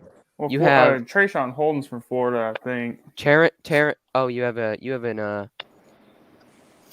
somebody on your offensive line that's from Fort Valley, Georgia. And then somebody on your defensive line from Forest Park, Georgia. Somebody from Powder Springs. Hampton, Georgia. Flowery Branch, West Where's Point. Slade Bolden from? Louisiana. Oh, yeah. He is from... Damn it, what? Slade Bolden is from West Monroe, Louisiana. Yeah. Slade. Yeah, he was pretty much an all-purpose guy Better than that. in high school. Slade. Played like he's going to give it to him. I can throw it behind my back better than that. Look at Saban out there. Yeah, that was him calling Slade out. I can throw it behind my back better than that. I mean, I can whip it behind my back.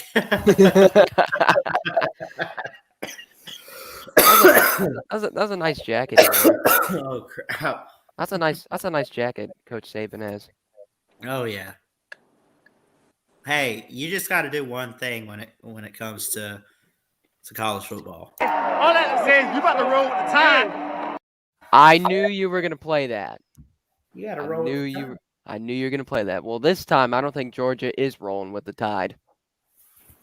But Will, What? Why not Bama? Why not?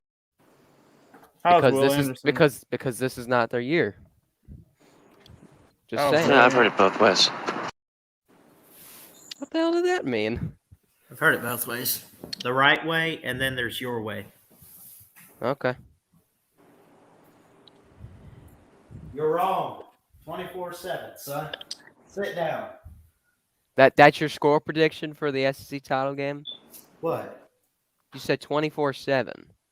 No, that's not what. No. Well, what's I that? said I'm right, you're wrong 24/7, like 24 hours a day, 7 days a week. Oh, I see.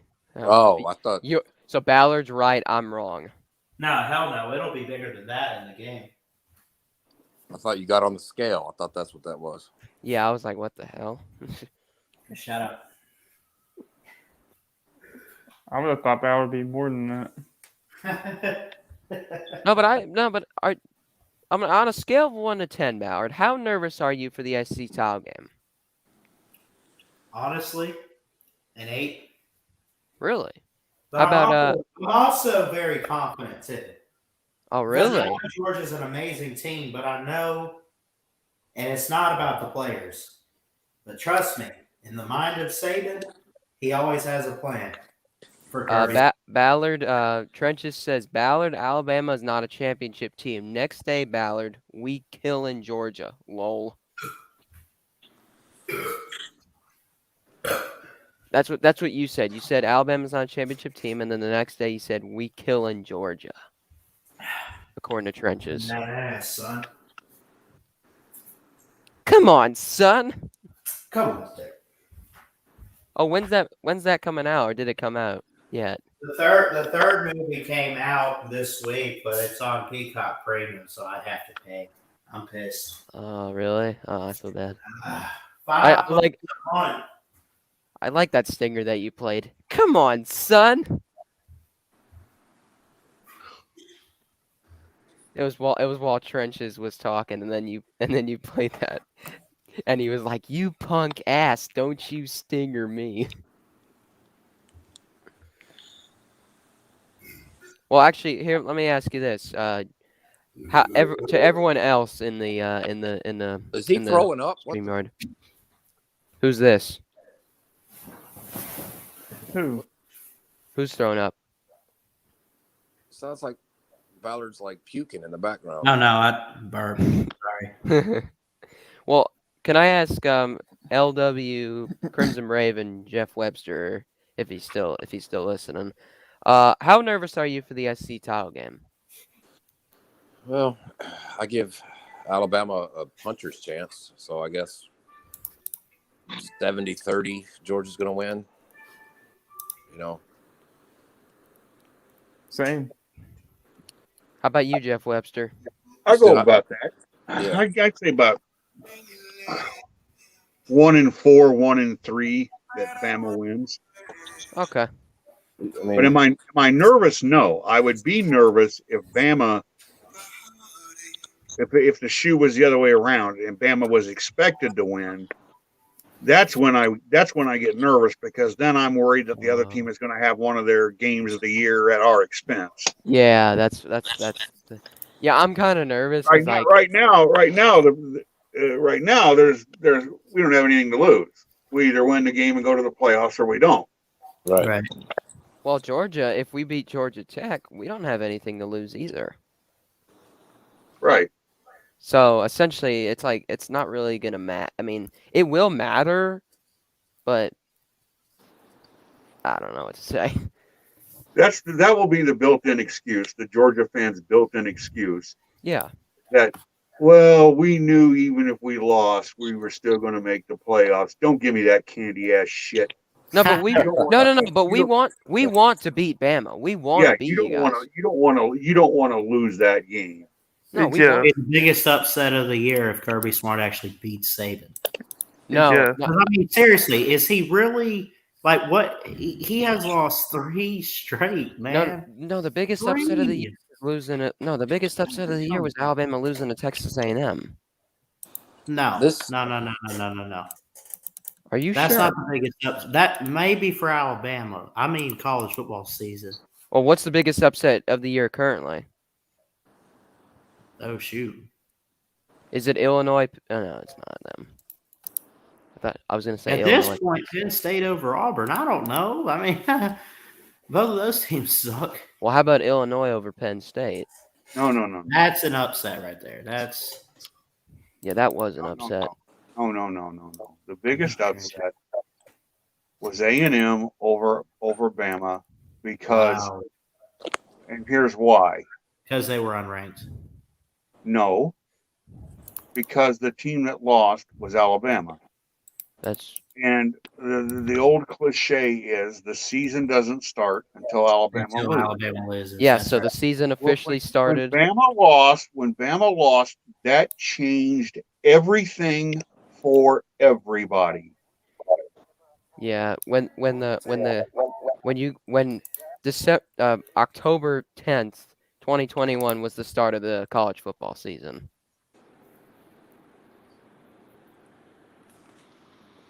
Or October 9th. October 9th, sorry. October 9th, 2021 was the start of the season. Saying, right?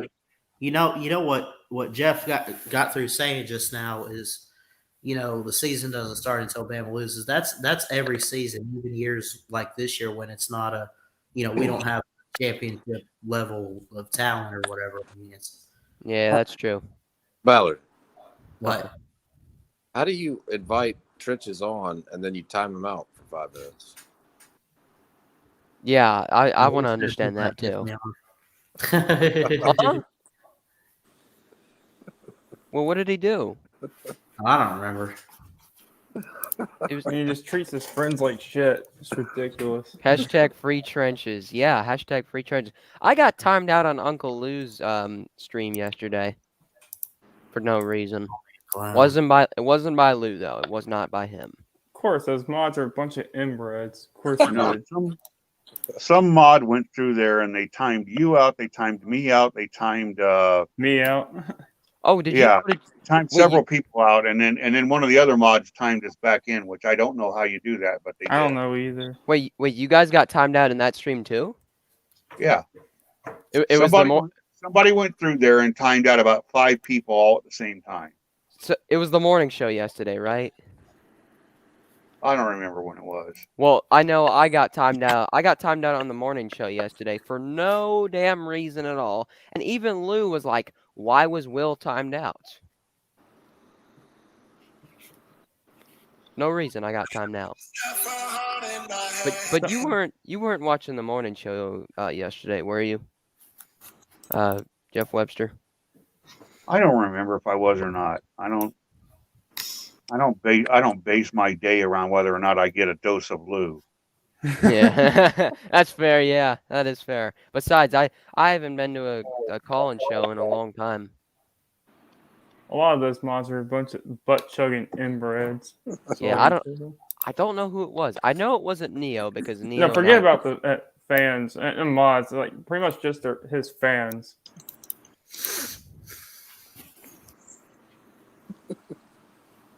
Is LW laughing right now? I mean, seriously. You think it's funny, LW? I'm just listening, man. I'm just listening. Someone was laughing. Sound like LW, but I'm not sure. But yeah, I agree. I agree with Trenches. Yeah, about Lou's fans. You mean me? Yeah, I mean, sorry, Crimson Brave. I'm sorry. I'm about to say, what the fuck? Sorry. I don't know what the hell's wrong with me today. Oh, goddamn.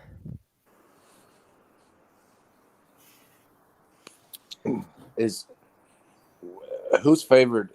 Lou's shows and Lou's streams are becoming difficult for me to watch because they're starting to get filled up with these Georgia fans that are coming out of the woodwork, and they're all a bunch of fucking idiots. They're all a bunch of idiots that don't know their ass from a hole in the ground. Now, I will be honest with you. If Georgia loses to Alabama, and if Ballard's like, Ballard, will you stream that game or no? If I'm not working, which I don't know yet, But if I'm not working that Saturday, I plan on going live for the SEC title. I'm having people over, so I'm definitely not going to be on YouTube. I Okay, would like to go live with Chess Hall Oh, or some Georgia fan, and maybe Trenches. no, Okay. because So if why would Georgia lose? wins, then I got to put up with his BS. No, but here's the thing. And I'll I'm be not I'll messing with be I'll be respectful. If you guys lose, I won't be coming on here like ha ha ha, you guys lost. No, because then I'll be referred to as a complete jackass. And I don't want to be like that. pretty much. So I'm gonna be Oh, okay. I'm gonna go on every Georgia fans page and start laughing at them if we win, especially people like Lou. Oh yeah, I bet you will. But either way, and if we lose, I'll come on here, I'll take my beat and say like congratulations guys on winning the SEC, and I won't be that crybaby after losing to Alabama. Oh, Trenches says you soft Ballard. And he says clown emoji, sports media. Trenches, get in here and let's fight this out like men. Oh, Quit here we hiding. go. Here we go. Is he in the back room? No, not yet. I know he'll be there. I mean, Mr. Webster. He doesn't have the balls to come on here and fight like a man. Hey, Jeff. Yeah. LW has a question for you. They just sits there in the freaking comments calling me a clown for some weird reason. Go ahead, LW. Clown sports media. Hon, go ahead, LW. Have you seen, if, Alabama loses to Georgia's 11-2, what bowl game they're projecting Alabama to? Probably. Have they projected any opponent? Oklahoma State, I've seen. CBS said it would be Oregon based on Oregon, but I don't think that's not in the Sugar Bowl. The Sugar Bowl is SEC Big 12, isn't it? No, it's SEC in an open bid. Okay. I could see it being an ACC champion if that team is Pitt. Oh, that'll be good. Oh, that'll be really good. I could see it. I could also see it being Oklahoma State if they're the Big 12 champion and they don't go to the playoffs. Yeah, so here's the thing. When Georgia, they lost the 2018 SEC title game to Bama and then the 2019 SEC title game to LSU. After those games, we went to the Sugar Bowl both of those years. Now, it's likely Alabama goes to the Sugar Bowl, but I'm not sure. Lou said y'all are going to the Citrus Bowl. Not if you're 11-1 in the SEC championship game. Who are they going to put in the Sugar Bowl in the SEC over Alabama? Promise you, smoke a dick.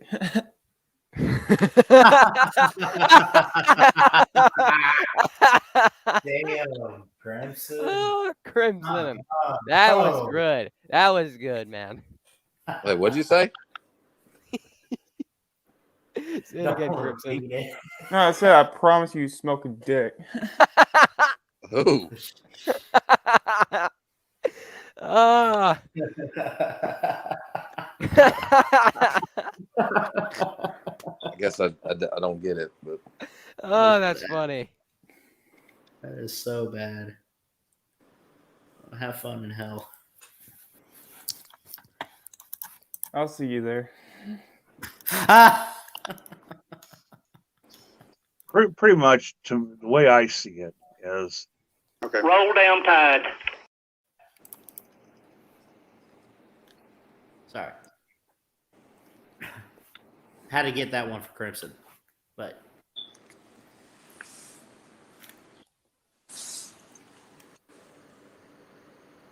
what were you saying, Jeff?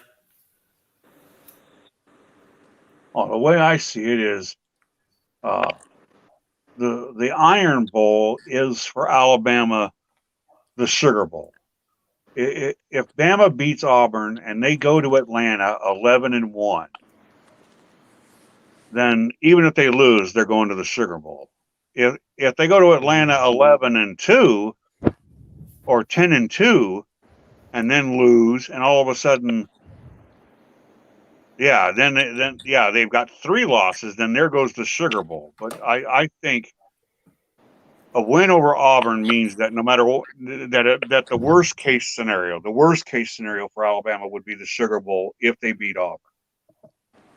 Okay, so I think here's what usually happens. So say a team enters the SEC title game 11-1, then they lose that game. They're more likely to go to the Sugar Bowl. If they come into that game with 2 losses and lose, they're not going to the Sugar Bowl. That's what happened with Georgia in 2018 and 19. They had 1 loss going into the SEC title game and then lost, and that's when they went to the Sugar Bowl. Trenches says Sugar Bowl, Bama versus Michigan. That is definitely possible. That'd be pretty good. Maybe a Bama versus. Oh no, I don't know about that. What? Who was I would it? have said Notre Dame, but I don't think so. Oh, Played them last year, bro. Yeah, no. Mm-hmm. I guess they could throw Notre Dame in there against Alabama too. They could. I'd like to beat Notre Dame again. Yeah. I think we can beat Notre Dame. Hold on.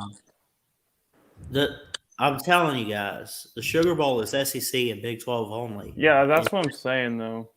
So y'all are saying Michigan and Alabama in the Sugar Bowl. Yeah, that's why I don't really entirely agree. I'm just saying. I'm not trying to, When was the last time you guys played Michigan? But I think they changed 2 years ago, we played them in the Citrus Bowl in 2019. Season. Yeah, I remember that. Go ahead, LW. I think they changed it up because it depends on each year where they have the playoffs. Like this year's the Orange Bowl, so the ACC winner can't go to the Orange Bowl, so they got to go somewhere. I guess the Peach Bowl would probably be for the. I mean, I don't know. The Pizza Bowl. The Pizza Bowl. Peach. Oh, I heard Pizza Bowl. I don't. That's because you're thinking about pizza. Dude. Well, I remember the 20. I was actually at the 2016 Peach Bowl between Washington and Alabama. That was a good game. I bet you if Alabama makes it to the Sugar Bowl, I wonder if our opponent, well, I guess it depends on who wins the Big 12. Because I think, hold on.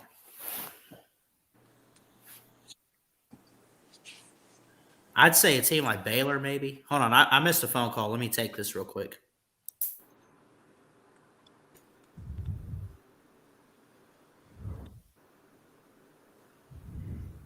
Wonder if Trenches is in the back room.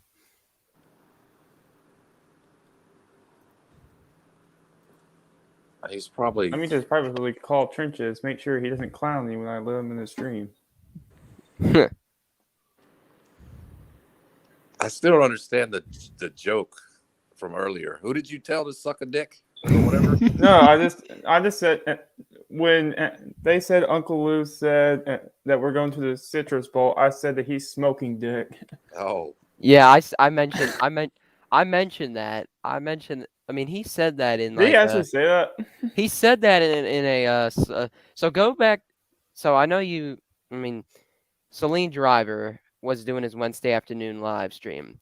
So it's I'm like not going there. Yeah, I know. So it's Celine, I think, like Mike, I don't know who was in it. Jeff Webster was in it, and Lou got into an argument with Jeff Webster, and Lou was like, nobody cares about some streak you don't have anymore. And then they started arguing about Alabama and stuff. And then Lou said y'all were going to a Citrus Bowl, and Jeff Webster was like, wrong. I mean, I don't understand why Lou said that. I was laughing. I was actually in there and I was laughing. All right, what's up, Bowd? I'm okay. I missed a phone call. Right. Is Trenches in the back room? No. Oh, he said he's too much of a wuss bag and he's scared. He's putting his kid to bed. He's putting his kid to bed. He's putting his kid to bed. Got So my damn words. he'll be here probably like in a few minutes because he's just putting his kid to bed.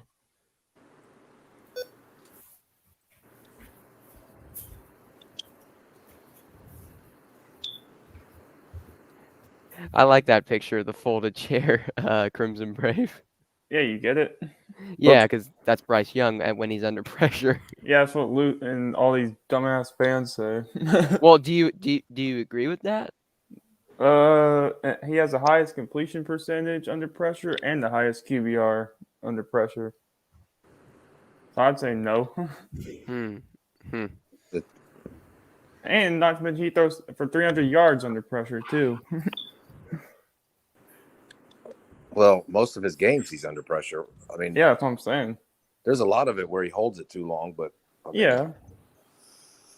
some of it's self-inflicted, but a lot of times, you know, I think that's where the slant pattern against Arkansas helped that out a little bit. Made the O-line look a little bit better, like Jeff was saying. 3 second, get it out. Yeah.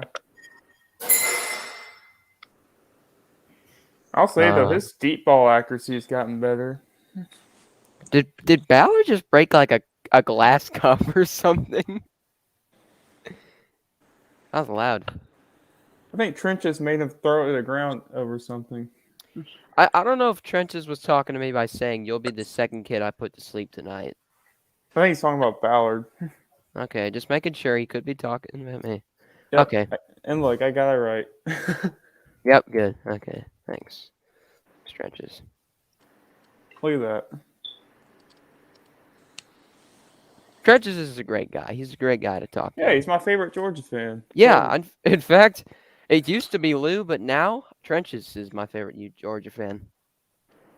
Actually, I think I might put Chess over Lou. He's one of the few Georgia fans I can stand. Well, who do you put? Do you put Chess over Lou? Depends what you're talking about. I mean, as like favorite Georgia fan. I mean, well, someone with more knowledge, Uncle Lou. Yeah, but better person to talk to. Yeah, and less annoying. Well, no. Oh shit. Well, I don't know. Trenches. I don't know. See, I'm closer with Chess than I am with Lou. Though, I mean, I don't really have that much of a problem with Lou. I'm just closer to Chess. Yeah. I talk to him more. Well, Michigan can't play in the Sugar Bowl. Wouldn't they go to the Rose Bowl? But here's the thing, though. Remember in 2018, Georgia went to the Rose Bowl, beat Oklahoma, and then went to the Natty.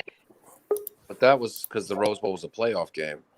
Is it not a playoff game anymore? No, the Orange Bowl and the Cotton Bowl are the playoff games this year. Here we go. All right, I'm gonna mute. So let Trenches talk. All right, what's up, Trenches? You gonna keep that energy, Ballard? What? Here we You go. gonna keep that same energy? All right, I'll shut up. Well, he's gonna play a stinger. Watch. Oh, I know he is. Ballard, I called you a clown. You said the biggest upset would be Kirby beating Nick Saban. It's not an upset if you're ranked higher and you're supposed to win the game. That is true. I remember you saying that, Trenches. That He's supposed to beat Nick Saban. I mean, this is a year in the making. Ballard, look, here's the thing, Ballard. I'm not gonna come in here and curse you out for 2 reasons. One, I'm not Chess.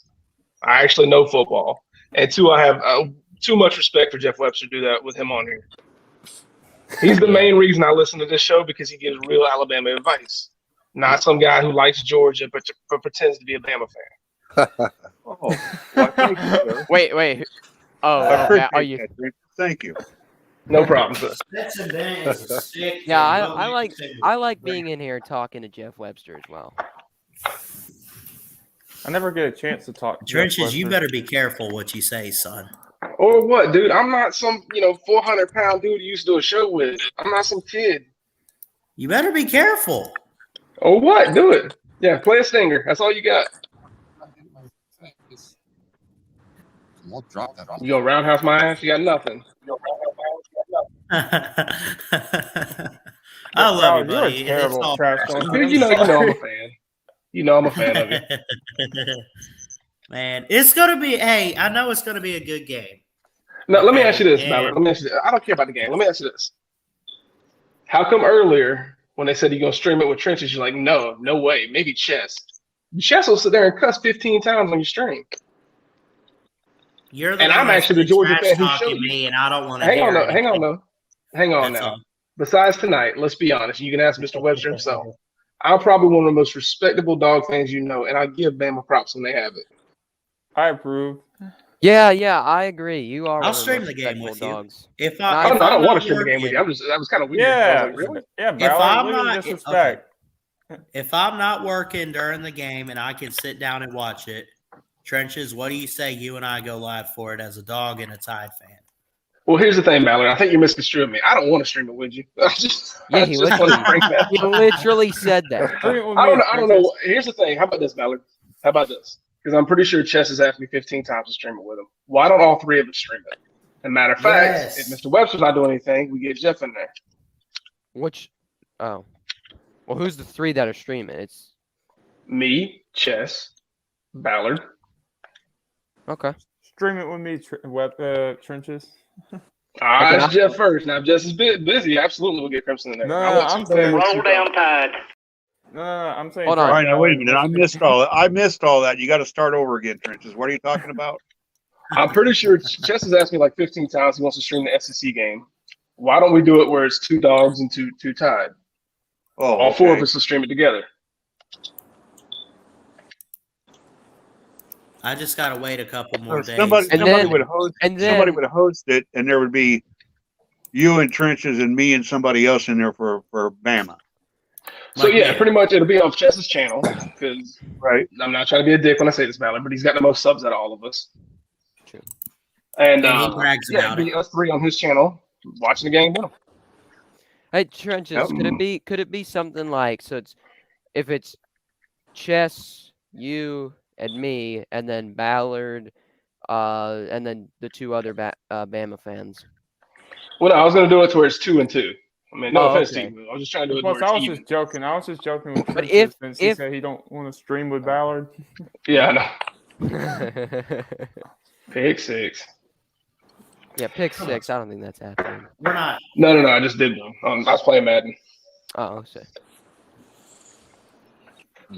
It's not even a guarantee. I'll have to see what my work schedule looks like. That's fine, man. I'm just throwing out an idea because look, man, I like doing it with Chess. I like, Lou's got a good stream when he's got his games going on. But to have, two people representing both fan bases to me is something different, something new. And that's if you look at my channel, that's what I'm always trying to do. Is something different. Ballard, I hope you know you can take off work on a certain day. No, I haven't been at this company long enough, man. Ballard, just tell them it's a Muslim holiday. They'll have no idea. What the hell? Whoa. Okay, then. Damn, dude. Tell them, Muslim holiday? Hey, Ballard, just let them know, like, now, or when's the next time you go back in? My next day? Yeah. The next day will be on Friday. Yeah, just tell them the truth. Like, look, dude, December 4th is the SC Championship, and I got family coming over, and we're having like a big party. Would it be okay for me to put into the day off now? And if you give them a good enough heads up, most companies do not care. Yeah. Or if you just want to lie about and say you have a doctor's appointment or something, do that. My mom and my grandparents will fucking kill me. Yeah. Just tell them someone took your shift. Yeah. Tell them you're going to be a guest on the Paul Feinbaum show. Hey, what is this I heard earlier about Lou being on ESPN commercial? Is that real? I don't think it's true, Trenches. I think Jerry. They were talking about it on the call-in show too, and I was like, "What? I didn't see that." Wait, really? They were talking about it in the call-in show? Mm-hmm. I saw comments on it, and I was like, "Is this real?" If so, I mean, no matter how you feel about the guy, that's awesome in my opinion because it gives another YouTuber a platform. That's pretty cool. Yeah, that would probably be worth about 10,000 more subs. Oh yeah. I mean, look what happened with RJ Young. Yeah. Now he used to always call. He used to call into the Paul Feinbaum show. Now he doesn't anymore. I was on hold, and I'll tell you one thing. On hold for what? I'm gonna give Ballard a ton of credit here. Ballard, when you did the call with Saban, Yeah. one of the best things you've done. Hell yeah, dude. Interview-wise and everything else, man, you did great. The questions that I had too, and you got to understand, like I was nervous the first time I spoke to Fireball because it was my first time on radio. Yeah. And I've called up other shows too, but when you talk to Saban, you're I get talking to the best head coach in college football who believes in excellence. That's not true. Jeremy Pruitt's still there's a around. lot of pressure. A lot of pressure. Wait, would you interview Saban? Oh, You didn't see that video? it's got No. 13 likes. It's got That's it? 165 views. Oh, you need to tag the shit out of that, Ballard. That can go way up. Oh, tag hell right. yeah. That's got to go viral. I never. Have you I tagged it shared at all? on Facebook and everything. No. Forget Facebook. Have you actually went and YouTube tagged everything? Have I what? Have you started YouTube tagging at all? I don't know how to do that. Okay, Ballard. It's Ballard, easy. tomorrow, give me a call. I'm gonna show you an app that's gonna fix all your problems. Like my second Just video go ahead and is when I send me started the tagging link properly. What No. Trust me. My second video that I started doing was the G-Day hype video. It got over 4,000 with the right tags. That's what you guys are doing? Does Chess do this too? I had to show Chess how to use it. Here's what I do whenever Alright. I make videos. I always put in like the little thing that appears in the top right corner. My last video I made, so in case they miss it, in case my viewers miss it, Yeah, but the thing is when you tag it, if you tag it right, you're gonna get way more views, people coming to it. Okay. Okay. All right. Like, so with the app I use, I can get over 400 something tags. So I can literally put Nick Saban, 2021, Alabama, Crimson Tide. And if someone even types the word Tide because they're looking for a surf, it's going to pop up. And they'll be like, what the hell is this? I got to check this out. Doesn't matter. Who's Yeah, Nick get another view. Saban? Like, The app is YouTube Studio. No, I use TubeBuddy. Oh, really? Mm-hmm. Swear to YouTube God, Studio I really don't shows know. you not on analytics. YouTube Studio then. What was it 'Cause about? I have that. I've been had that. YouTube That's why Studio just shows your analytics and stuff. TubeBuddy helps you actually tag stuff properly. Yeah. All right. Here's the Like I could type in Georgia football and it would give me the top 5 tags for that okay. right there. Nice.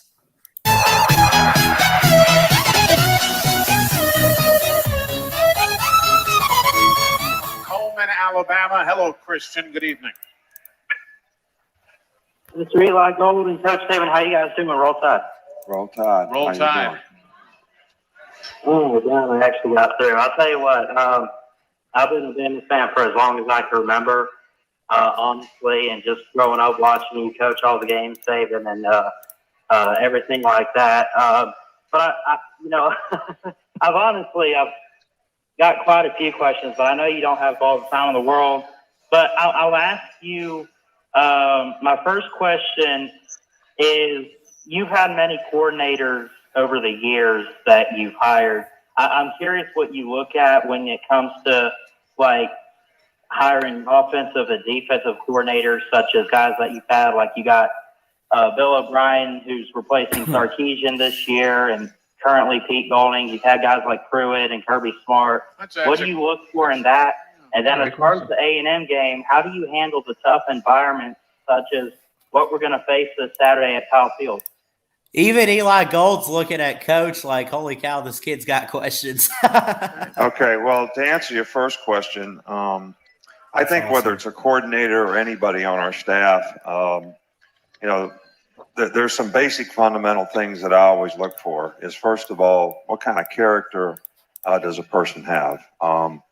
And sometimes that's hard to judge, but that's an important factor because you want somebody that's going to set a good example in your organization for the players, who can buy into the principles and values of the organization and the standard that you'd like for it to do, and be a leader to sort of implement that to the rest of the people that they're responsible for in the organization. So their character and ability to be somebody that somebody can emulate is really important.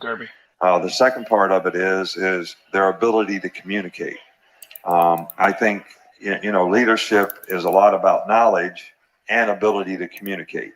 And I don't think you can be in a leadership position if you don't do that well. And when I'm talking about it, communicate with young people, and keep them motivated and inspire them to learn and do the things the way that you want to do them. And, the part of that knowledge that really is important too is also the fact that they have some track record of doing what you're sort of going to hire them to do.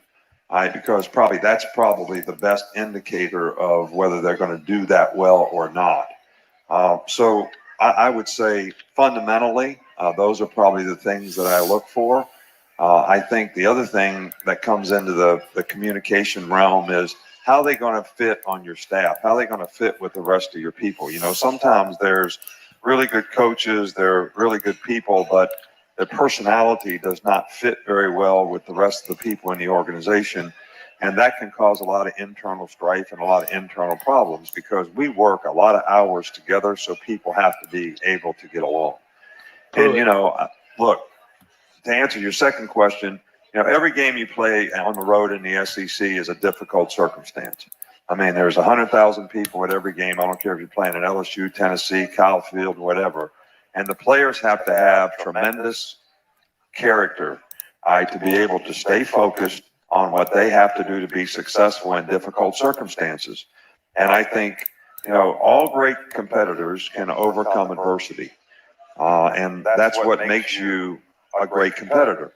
Anybody can compete in ideal circumstances and in ideal situations. So I think that, you got to embrace these kinds of challenges. And I think one of the things that's great about sports is each week you have the opportunity to clarify exactly who you are in terms of how you play. And I'm talking about from a competitive character standpoint.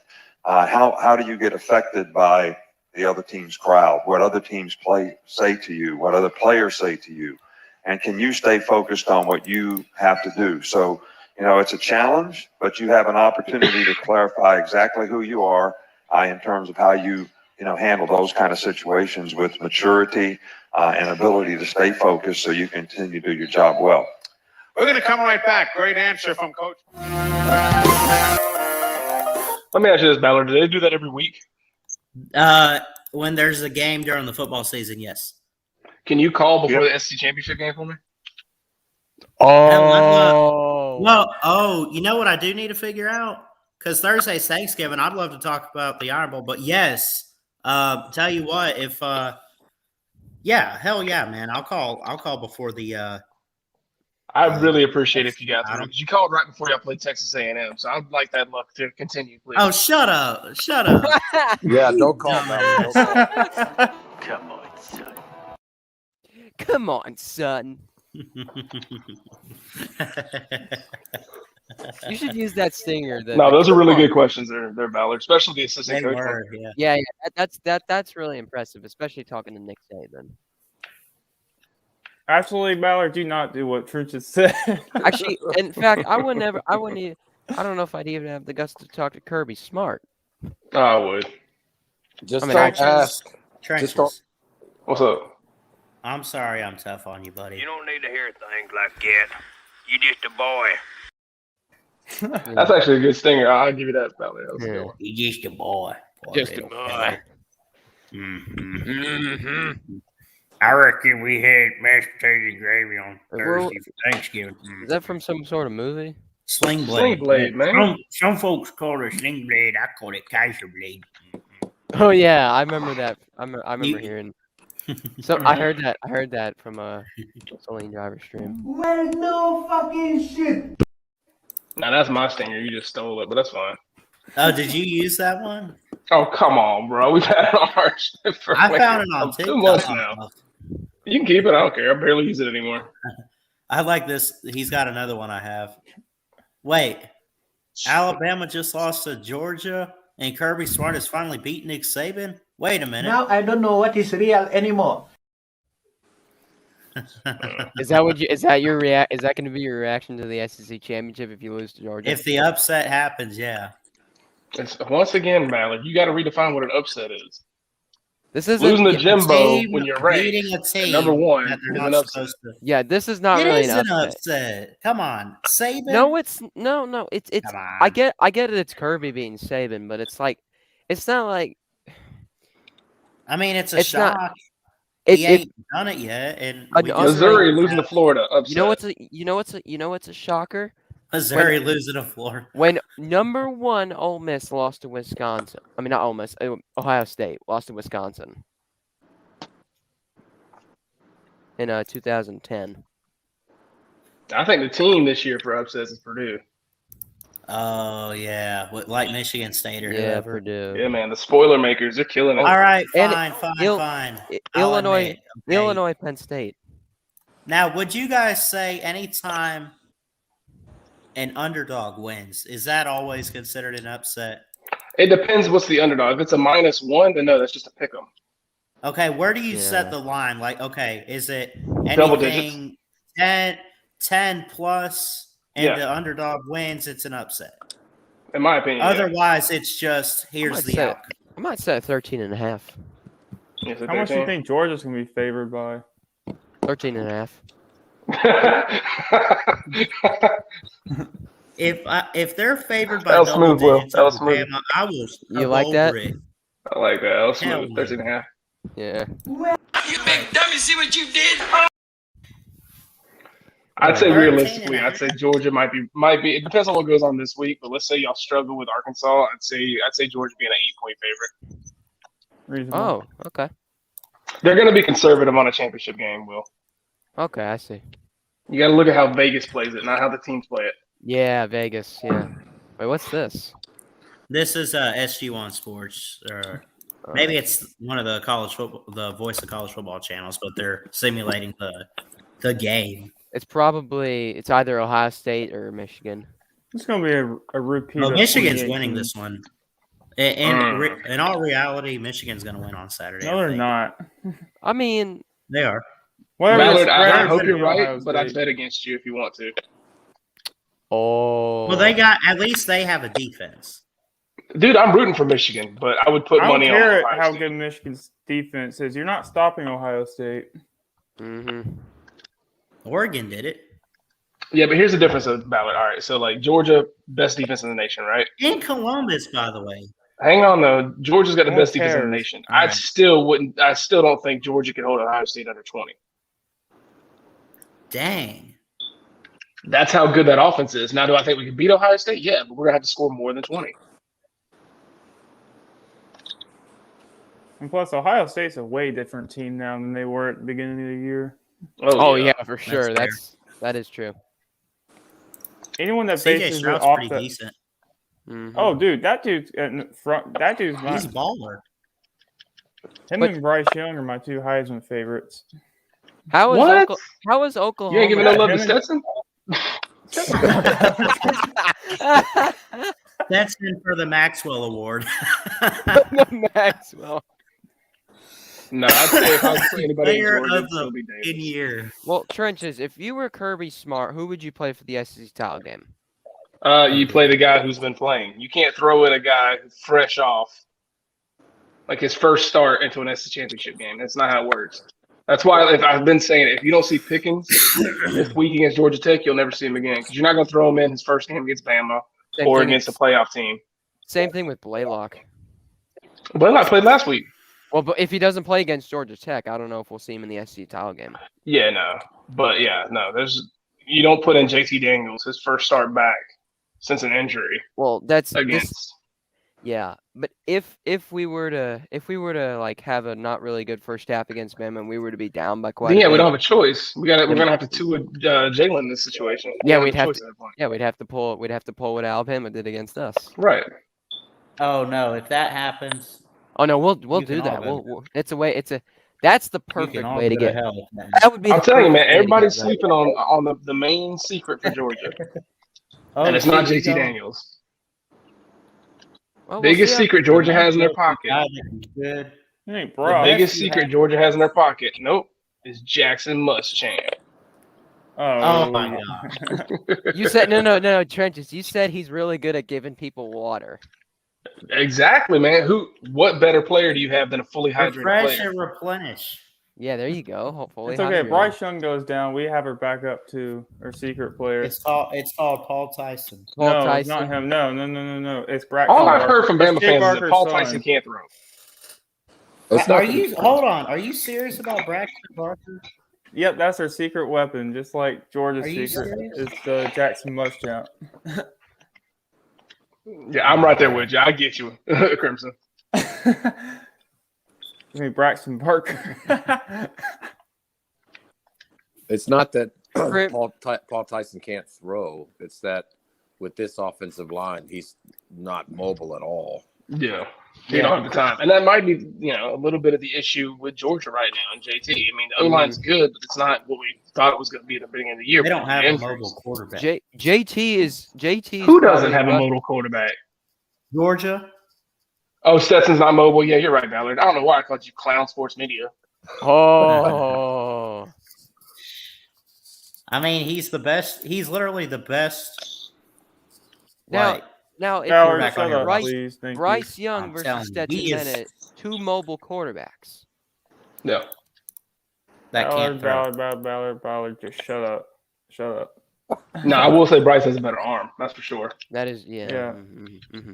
Bryce Young's also a lot more smoother when he runs. But who's more mobile? Better arm, Bryce. Running, I'd say, is about even. But if you're looking at experience and playbook and reading a defense, I'd give it to Stetson.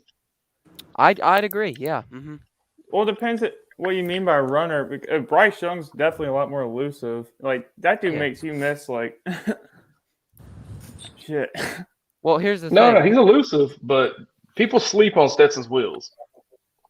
Out of all the Stetson's fast. Yeah, he is. But out of all the last quarterbacks at Bama, who's been the most mobile? Oh, Jalen Hurts.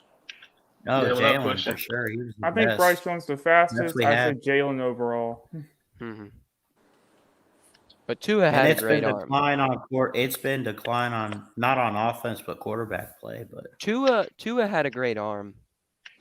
He wasn't mobile though. No, he wasn't mobile. But I mean, he was mobile, but he wasn't. It wasn't like what we had with Jalen. He was a dual threat coming out of high school.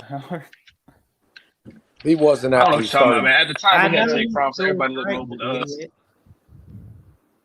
No, but again, it's dude. I know he was I know he was dual threat, but he wasn't. All I was saying was like define mobile. Like I mean, he's maybe not the fastest. But why are we watching a video game? Well, Tua's not the fastest, but he's like really like Bryce Young. He'll make you miss a lot, and he'll run 10 yards and pick up a first down. Oh, what are you doing, Trent? I'm just gonna take Ballard's lead and show my video game, I guess. wait, how'd you get Madden? Yeah, I'm just doing the gauntlet. Is this practice? Oh, it's the gauntlet. Oh, gauntlet. Wait, Ballard, did you just put Trench's full screen? Yeah, I got him. Yeah. Oh, this is good. Wait, what team are you, Trent? What team are you? Gauntlet, I just go random. So right now I'm the Seahawks. Okay. Well, which team would you be, like, in your preference? Oh, God. So I mainly follow Georgia players or players I truly like. I was a huge Saints fan because I really love Drew Brees. But if we're not talking about just Georgia players, then I guess I'm the biggest choke of NFL. I'd go with the Falcons. Oh, yeah, because of Todd Gurley, right? No, just because they're Georgia. Like I'm saying, if I'm not following Georgia players. CJ Stroud for you. Did y'all see the Nick Chubb? Did y'all see the football announcement today about the USFL? No. What happened? What happened? The USFL is returning to play this spring, right after the Super Bowl. The North Division will be the New Jersey Generals, Philadelphia Stars, Pittsburgh Maulers, and I can't remember who the other one is. Birmingham Stallions, Tampa Bay Bandits, New Orleans Breakers, and Houston Gamblers are the four teams. Alabama got another team. I can't remember who the fourth team in the North is. It's New Jersey, Philadelphia, Pittsburgh, and shit. I can't remember who. I'll be interested to see. But they're going to play it. They're going to play a 10-game schedule, and those are all, the Maulers, the Bandits, the Stallions. Those are all the same names, and the mascots look the mascots and the color schemes look almost exactly the same as when those were the real USFL teams in 85 and 86. So the Generals are going to look like the Vikings? No, the Generals will look like what the Generals always look like. They were red and Oh, yellow. okay. Never mind. My bad. The Vikings. Oh, he gone. I don't know why There I you thought go. they were purple. All good, man. I already know what my favorite team is. The Northern Shits. That's going to be my favorite team. All right, yeah. Philadelphia, Baltimore, New Jersey, and Pittsburgh are the four in the north. Baltimore's the Houston, one you forgot. Birmingham, Tampa Bay, and New Orleans are the four in the south, and they'll play a 10-game schedule. Okay. Did y'all see the contract extension they gave to Franklin? No. Good God. 10 years extension for Penn Jeez, State. really? Yeah. Really? They wanted to make sure with all these job openings, he ain't going nowhere. Yeah, they don't want that guy gone. Nah. He's a joke artist. Well, It makes you wonder what's going to happen out in LA now. What does USC do? Will they go to the pro ranks and try to bring somebody in from the pros? Is Eric Bieniemy the offensive coordinator from the Chiefs? Is he about to be the new USC head coach? Maybe. maybe, yeah. They better not go after Todd Bowles. Honestly, I would not be surprised if Bowles. they called Jacksonville. Todd Bowles. Wow. He was the former head coach of my favorite football Now, team. okay, I know what you're thinking. I'm praying it don't happen, but I'll tell you what, man, what he did with the Bucs defense last year and everything, and you saw it in the Super Bowl. That's a defensive mind you would want as your head coach, I'd say, in college football. He was. I mean, am I wrong? Or I don't know, but he almost led my favorite NFL team to their first playoff appearance since 2010. Who was he with? He was with He was with the Jets back in 2015 to about Okay. the 2018-19 season. Yeah, because then Adam Gase took over. That guy was he was atrocious. Adam Gase was atrocious. Adam Gase. He sucked. He was awful. Yeah.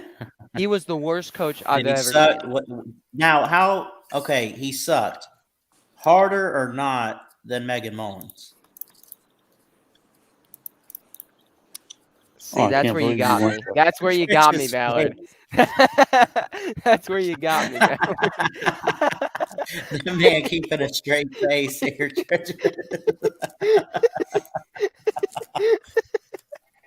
Joseph Sandberg, what's up, buddy? Says Jason Garrett is available. Oh, that's right. Jason Garrett is available. He just got fired. Yeah. Trenches has a face that he's waiting for Megan Mullen to show up to his doorstep.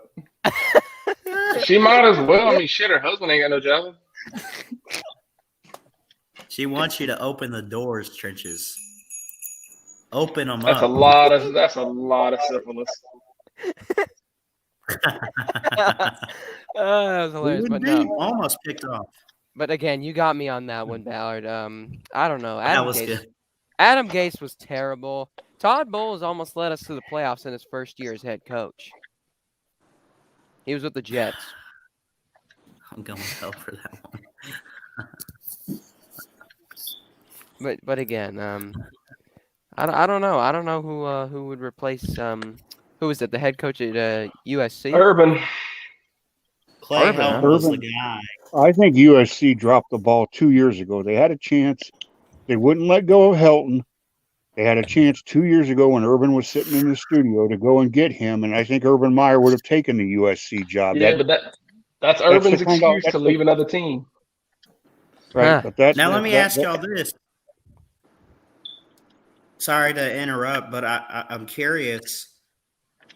I know he was with them, so he probably wouldn't go to USC, but if anywhere, pro, college, or wherever, if he gets a head coaching job, where is Coach O going? Oh, I was just about to say that. Where's Coach O going? He's going to be on SEC Network, I probably. think he's – look, I think every coach out there, if you put them in the right position, yes, they could coach a program. Clearly, he's not what's best. I'll say best for LSU. So to let him go, okay. But where would he fit in college football right now, or NFL, or whatever? Well, hell, he Whoever's got the probably nicest hot probably tub. what?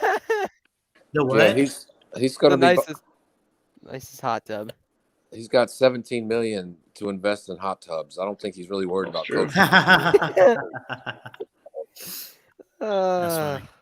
That's hilarious. Maybe he can go to Tuscaloosa and cut Saban's grass. Oh.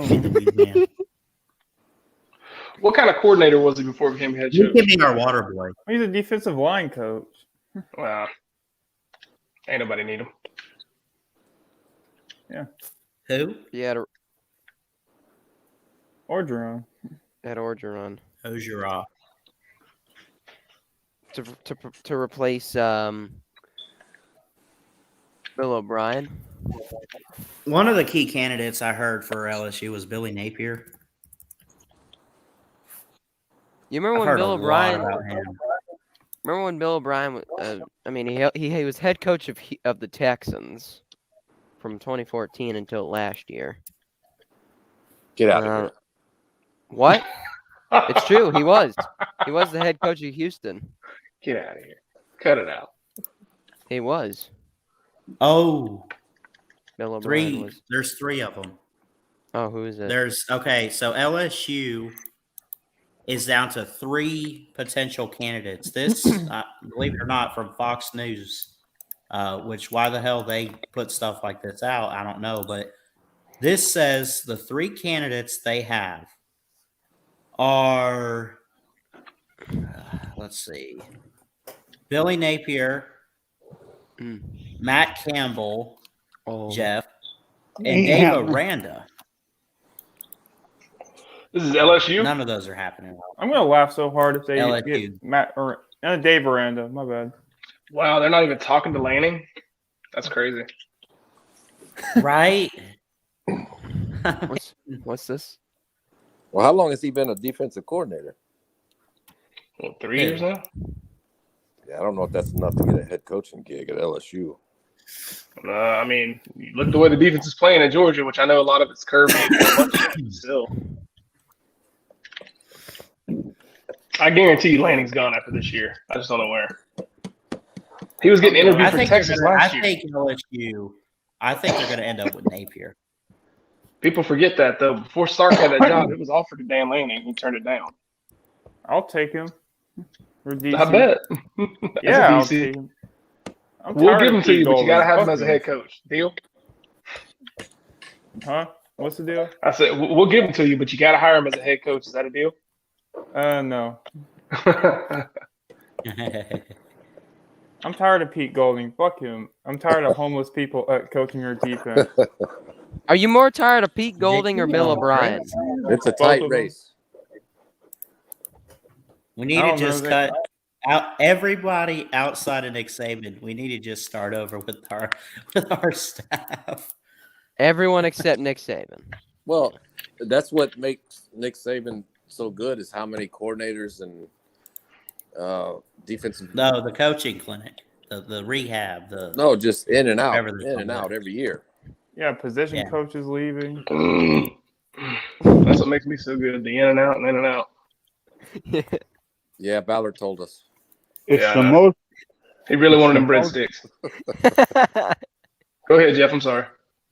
It's the most overlooked aspect of Saban's incredible run is that he has done this with all the turnover. That's the most overlooked, least discussed positive out of this whole thing. And it's every year, if not every other, too. It's not like a every 5 to 6 year thing. Yeah, it's absolutely amazing. Yeah. That he's done that with the kind of turnover that he's had. And I think given time, 10 years after he's done, and people look back on it, as time goes by, that will become more and more a part of the story. Oh, yeah. It'll be. Because his coaching tree will be all over the country. Guys that used to be under Saban, and everybody will go, well, what the hell is it? There was like 20 guys under Saban. Yeah. And Yeah, by the time it's all that's the said and most. done, people are gonna be like, "Oh my god, I can't believe this guy was almost as good as Kirby." I was telling I know who I was thinking of. I was telling Pigskin Pete last week before, that I thought a good candidate for LSU would be Gary Patterson from TCU. No. No. If they I want want defense. Dave Aranda to go there so bad.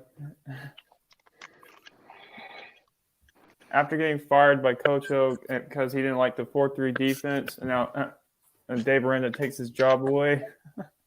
You know who I want to see at Florida more than anybody? Who? Just get a guy that's already been in the state. Get Willie Taggart. That's right. That's right. Yeah, get Ron Willie Zook. Taggart.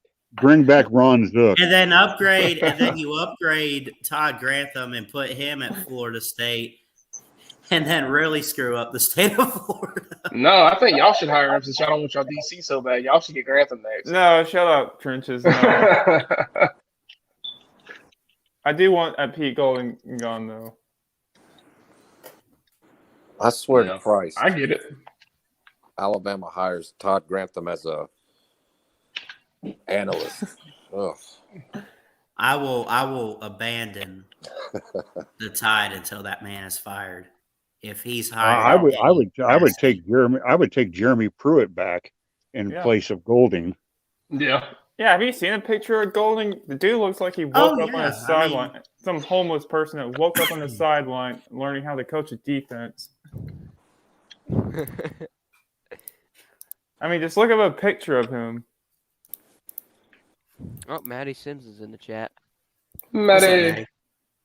I want Gary Patterson to either go to Virginia Tech. Beamer had kind of a similar culture mentality, or Nebraska if they would have fired Frost. Ooh, dude, it'd be a great year to be a head That coach. is interesting, Maddie. That's a good one. What's up, TNS? How you doing? There's a lot of head coaching positions available. I mean, Will, literally. I'm not look up a taking picture Pruitt of back. him. I'm sorry. I'm not. I'm sorry. What was that? I'm not taking Jeremy Pruitt back. Hold on take now. him. Wait, what were you saying about? I mean, not about Crimson. I was saying, have you not seen a picture of Pete Golding?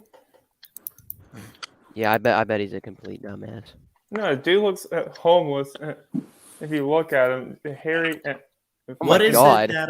Oh my god! What is it that Celine Driver called? Oh, doesn't he call Grantham lard ass or something? He does. He does. Yeah, he does call him that. That's Pete Golding.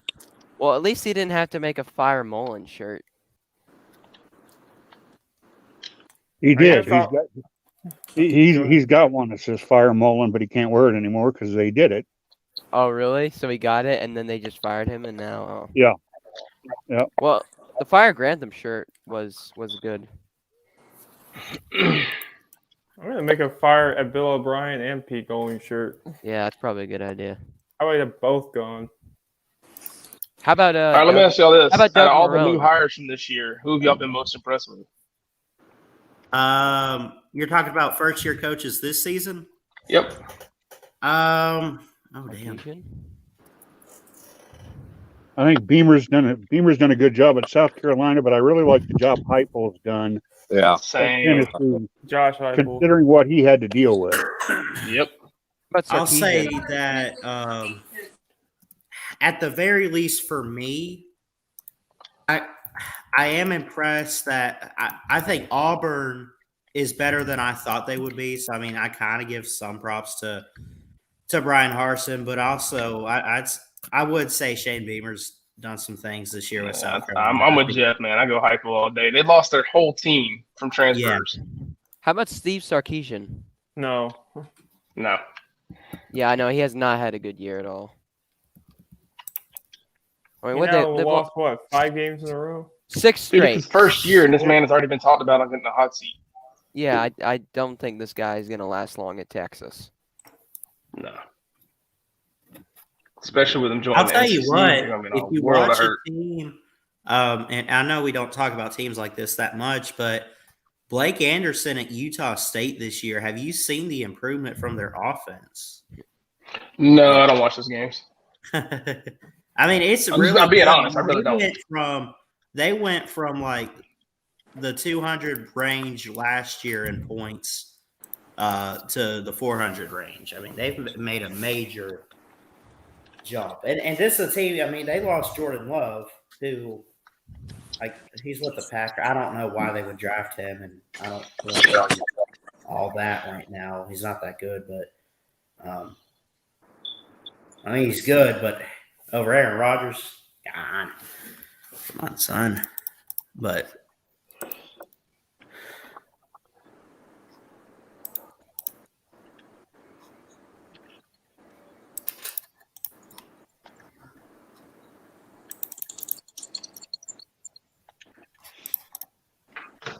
I like hearing from Elia Drinkwitz.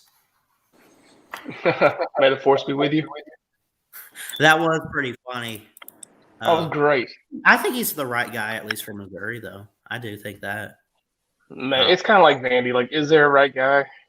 I don't know.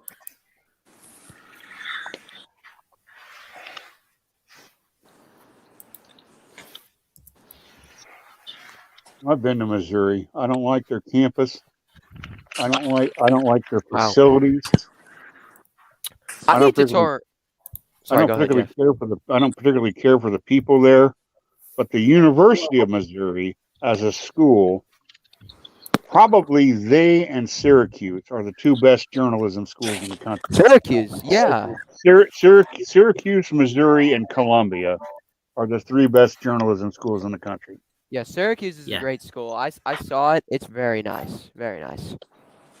In fact, a lot of famous commentators have come out of Syracuse. Sean McDonough, the guy who always has voice cracks on ESPN. You know, Sean McDonough, Bob Costas, Mike Tirico. Those are the only three I know, but I remember the late Gary Thorne. There's all sorts of And he scores on the last play of the game. Unbelievable. To the 10. Touchdown, Alabama. And he scores on the last play of the game. Well, no fucking shit. But we just saw it. Yeah, it's true. No, I don't know. I don't know what. I have a problem with repetition. I always do it. But yeah, a lot of famous commentators have come out of Syracuse.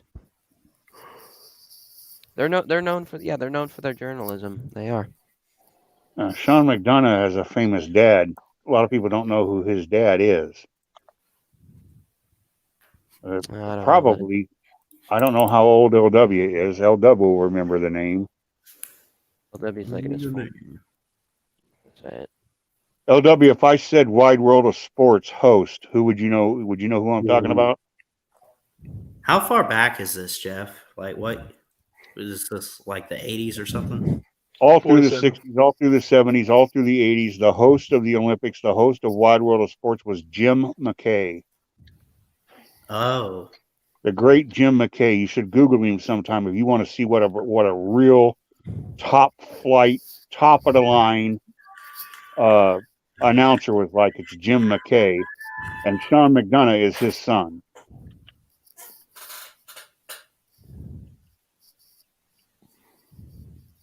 And Jim McKay was the studio host for the Olympics for, oh my God, I don't know, 30 years. I mean, forever. He did the Indianapolis 500. He was the host of Wide World of Sports. He was the face of ABC Sports. Jim McKay was fantastic.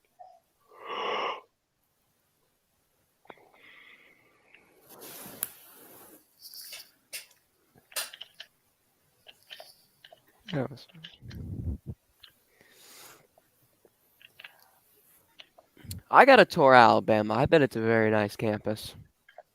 Oh, dude, it's amazing. It's a beautiful campus. Mm-hmm. I've only toured two SEC. Yeah, that's right. Two SEC schools, Georgia and Florida.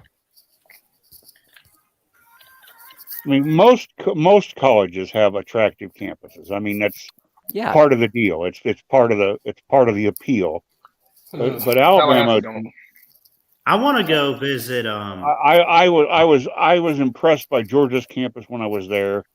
I thought Alabama, to me, has one of the most beautiful campuses. But I've answered this question several times. The most beautiful campus I've ever been on is the University of Wisconsin. Oh, really? Oh yeah, it's just picturesque. There's a big lake right in the middle of campus. The buildings, the trees, the way it's laid out, it's just a